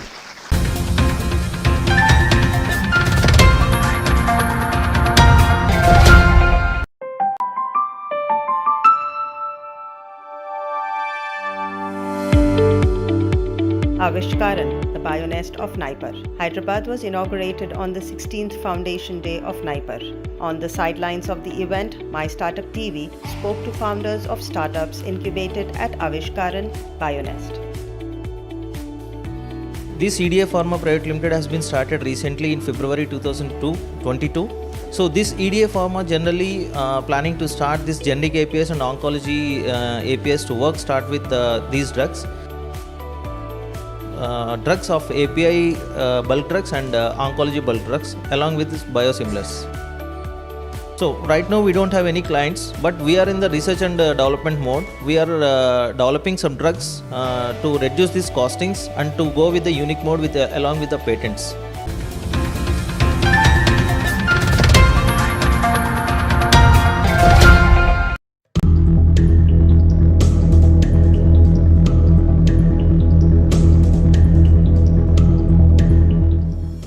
First of all, I would like to congratulate CoinSwitch Kuber for organizing this meetup here. It means a lot to us. Also is a very strong endorsement for the fact that Hyderabad also is a very serious player in this area of emerging technology. There is an ecosystem here. The ecosystem can be cultivated, nurtured. Much bigger things potentially can happen from here. So just the fact that CoinSwitch is hosting this event here gives us lots of confidence, boosts our enthusiasm to do more in this area. I'm sure since I have literally come at the last minute, but I'm very sure that my colleague Srinivasrao Garu, when he spoke, or when Santosh spoke, or when someone else spoke, they might have told you already about our interest, what do we do. And I have attended a few meetup events in the past as well, in which I've explained what we have been doing. First of all, what is the genesis of our interest? Why is it that the government is showing so much of interest in this area? But maybe very briefly, because I know that there has been big delay in the commencement of this meetup today. So I don't want to give any lengthy speech, but very briefly I would like to share this with you that when Telangana as a new state was created 8 years ago, we were very determined that we will embrace all the new areas of technologies, all the emerging technologies. We will structure good programs out of it. We'll of course do that with the intention that it will benefit the government processes. It will also benefit the citizens in multiple ways. And for the last 8 years, we have been extremely successful in this objective. I mean, if you name that area of technology, and you will find, if you compare all the 28 states of our country, Telangana literally at the top in, let us say, AI adoption, blockchain adoption of robotics, drones, data analytics. I mean, you name them, cybersecurity. We are really up there, and we do it in a very methodical way. We have created a separate wing in the government. Some of my colleagues of that wing are sitting here. That wing is called the Emerging Technologies Wing. We have taken extremely talented people to work in that wing. Madam is not here today. She is not here. So the person who leads that wing, unfortunately, is not here, but I'm sure you would be knowing of her. So that wing actually prepares policies, frameworks, compares what is happening in the world that can be emulated in Telangana, guides us, shows the direction, and then whatever we do, I spoke about half a dozen technologies in which we are dabbling. Whatever we do, we try to do it in a very participatory, very inclusive way. So the academia will be included in our efforts. The private industry will be included in our efforts. There are some very brilliant Government of India institutions in Hyderabad. We are very fortunate in that sense. They will be included in our efforts. It's a very participatory kind of thing. Startups will be very much a part of that mix. And typically we will bring the best talent from the outside world to spearhead the initiative. So there'll be a governing council or an advisory council, which will all be led by domain experts. And that is how we have been working on. So as some of you would be aware, this is 2022. I think in 2018, we started taking deep interest in blockchain. We were very fortunate in 2018 to host an international blockchain conference here. And when we understood the trends which are shaping the blockchain world, we decided that we will also become one of the early movers. So we created a kind of an organizational structure which is called the Blockchain District. We identified partners as I spoke. We started some programs, some incubation programs, acceleration programs, use case in the government. Many of the use cases that we adopted have become national role models. We have won awards for it. In fact, I share this with lots of pride that the latest that we have done is perhaps very unique for the world itself. I don't know of more than a couple of countries where this kind of thing is practiced, which we were able to demonstrate successfully in Telangana, which is about remote voting. As you know, voting is a big issue in our country, and all kinds of things happened for voting. And we were able to very successfully demonstrate how sitting at home at a scale, I mean, this was not a demonstration with 10 voters or 20 voters. It happened in a municipal town called Khammam with 3,500 voters. And we were able to demonstrate how voting can be done. As you know, voting is a very contentious, elections is a very contentious process in our country. All kind of challenges are thrown at every point in time. But we were able to show with extreme levels of authenticity, dispelling all doubts and the typical mudslinging which happens in conventional elections, that everything can be handled using technology. And of course, blockchain played a very important role. So this is a little bit about the genesis of the work that we do in the government here. And of course, the specific interest in Web 3.0 came up just roughly about a few months ago. Actually, we were in Davos, our Minister for IT, Mr. K.T. Ramarao, myself, some of our colleagues, where we met lots of technology leaders and lots of VC champions, and many of them told that India is missing out on this Web 3.0 opportunity. We met some founders of, Indian origin founders of Web 3.0 companies which are doing enormously well. But we learned that they are either in Singapore or in Dubai. They have kind of moved away from India. And then we try to understand what is it that is pushing them out of India. And we found that most importantly, the regulatory uncertainty. Like, as many of you would know, I don't have to tell you about the confusion the state of particularly related to crypto is causing. But at the same time, that confusion is impacting multiple other layers of Web 3.0, which we do not want to miss out on. So we have decided to embrace Web 3.0. In fact, when did we sign with IBF? About a couple of months ago. Then with Santosh, with Web3 community. So lots of partnerships have been signed in the last couple of months. I'm delighted that CoinSwitch is kind of showing interest. If so much of attention is being focused towards Telangana, obviously at least the path that we are taking is the right one. So one other big player is joining hands on Saturday. But a bigger announcement is happening on 2nd of December. Some of you maybe already have been invited there. Some of you may be planning to go there. A very big event is happening in Bangalore called ITH India.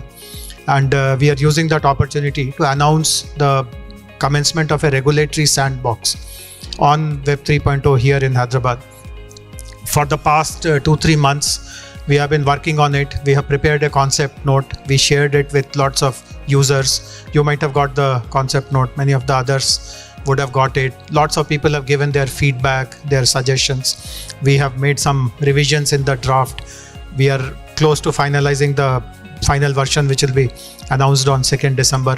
But more than that, the consultation process helped us in identifying lots of use cases. So almost a dozen use cases have been identified. The first cohort under our regulatory sandbox, we want to introduce in mid-January for about 6 months. Every year, we want to run 2 cohorts in which we'll give you that kind of regulatory comfort. Government will also bring other regulators in the picture. That is one task which is still a work in progress. As you know, SEBI, RBI, the insurance regulatory, the insurance regulator, IRDA. Similarly, as you know, there is a National Digital Health Mission. So they are also important regulators in certain areas, telecom regulator. So lots of other regulators who are also involved in different use cases. We are trying to bring them on board, support them. I was told that someone from NPCI is also participating today. So that itself is a very plus for us, because NPCI has been using Hyderabad as an important base for all their innovation, etc. So that augurs quite well for us. So this way, we do hope that a one of its kind, the first of its kind initiative to create this regulatory sandbox will yield good results, not just for Telangana, but for the country as a whole. And this brain drain that we are seeing, we should be able to arrest. Similarly, the partnerships which T-Hub has forged over the last few months, etc., that also should give a big boost to all the local community members, founders. In fact, the last community meet that I had attended, it had lots of aspiring entrepreneurs who have an inclination, but they were kind of testing the waters. So I'm sure many of them would have made up their minds to understand that Web 3.0 covers a range of activities, technologies, many of which are not controversial at all, and you can proceed. And internationally also, many of them have gained huge amounts of traction. So I welcome, as I said, the interest of CoinSwitch Kuber in setting up, in putting together this meetup block by block. Since Ashish is here, I would also request you that try to give some work or bring some work of yours to Hyderabad as well, while you have come in person, which is great for us. But if you can set up a small office here which looks at some of these Web 3.0 in T-Hub, of course, that will be the icing on the cake if you can put it here in T-Hub. But wherever you want to, we'll be very happy to have your footprint in Hyderabad. So good wishes to all of you. Thank you.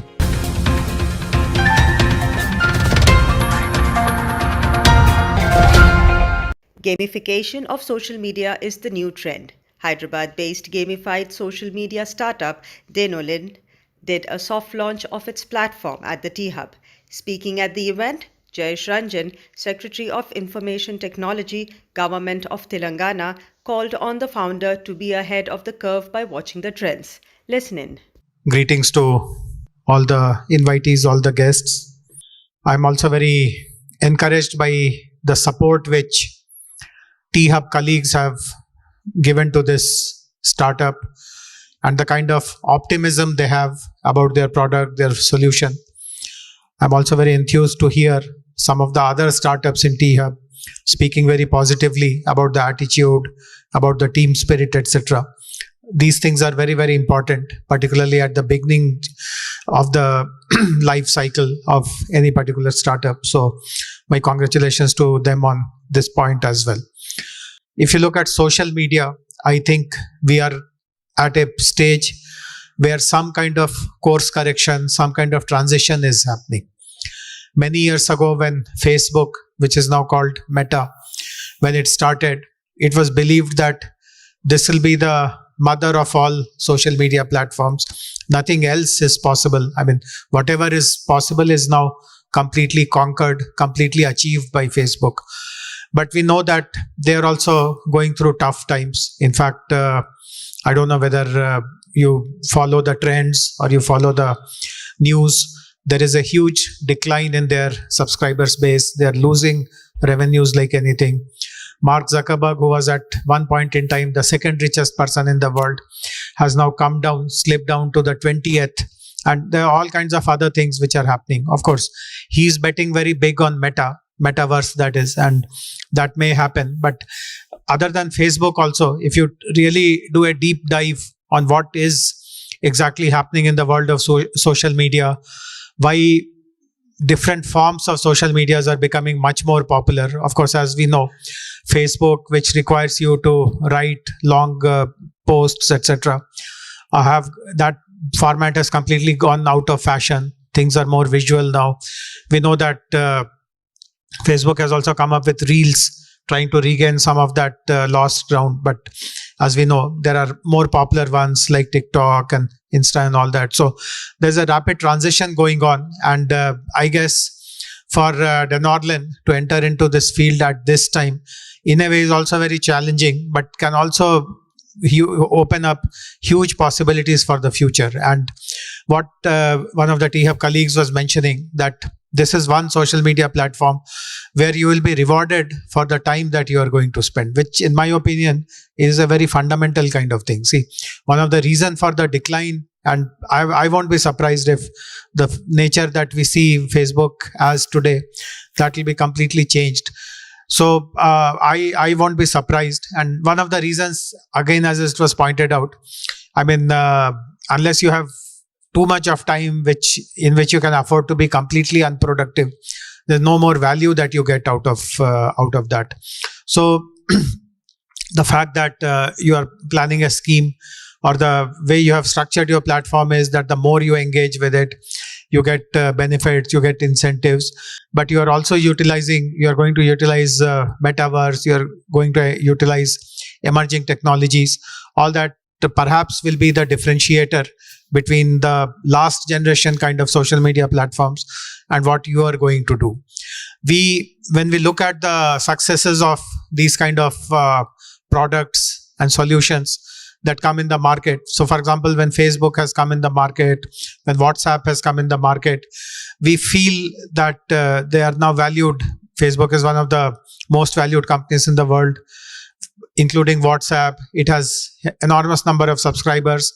We feel, and our minister keeps mentioning this, that what is the rocket science behind such products and solutions? There is no great piece of engineering. There is no great piece of kind of technology, but the idea, the strength of the idea, and the way you have been able to convert that idea into reality is something which has made Facebook where it is, WhatsApp where it is.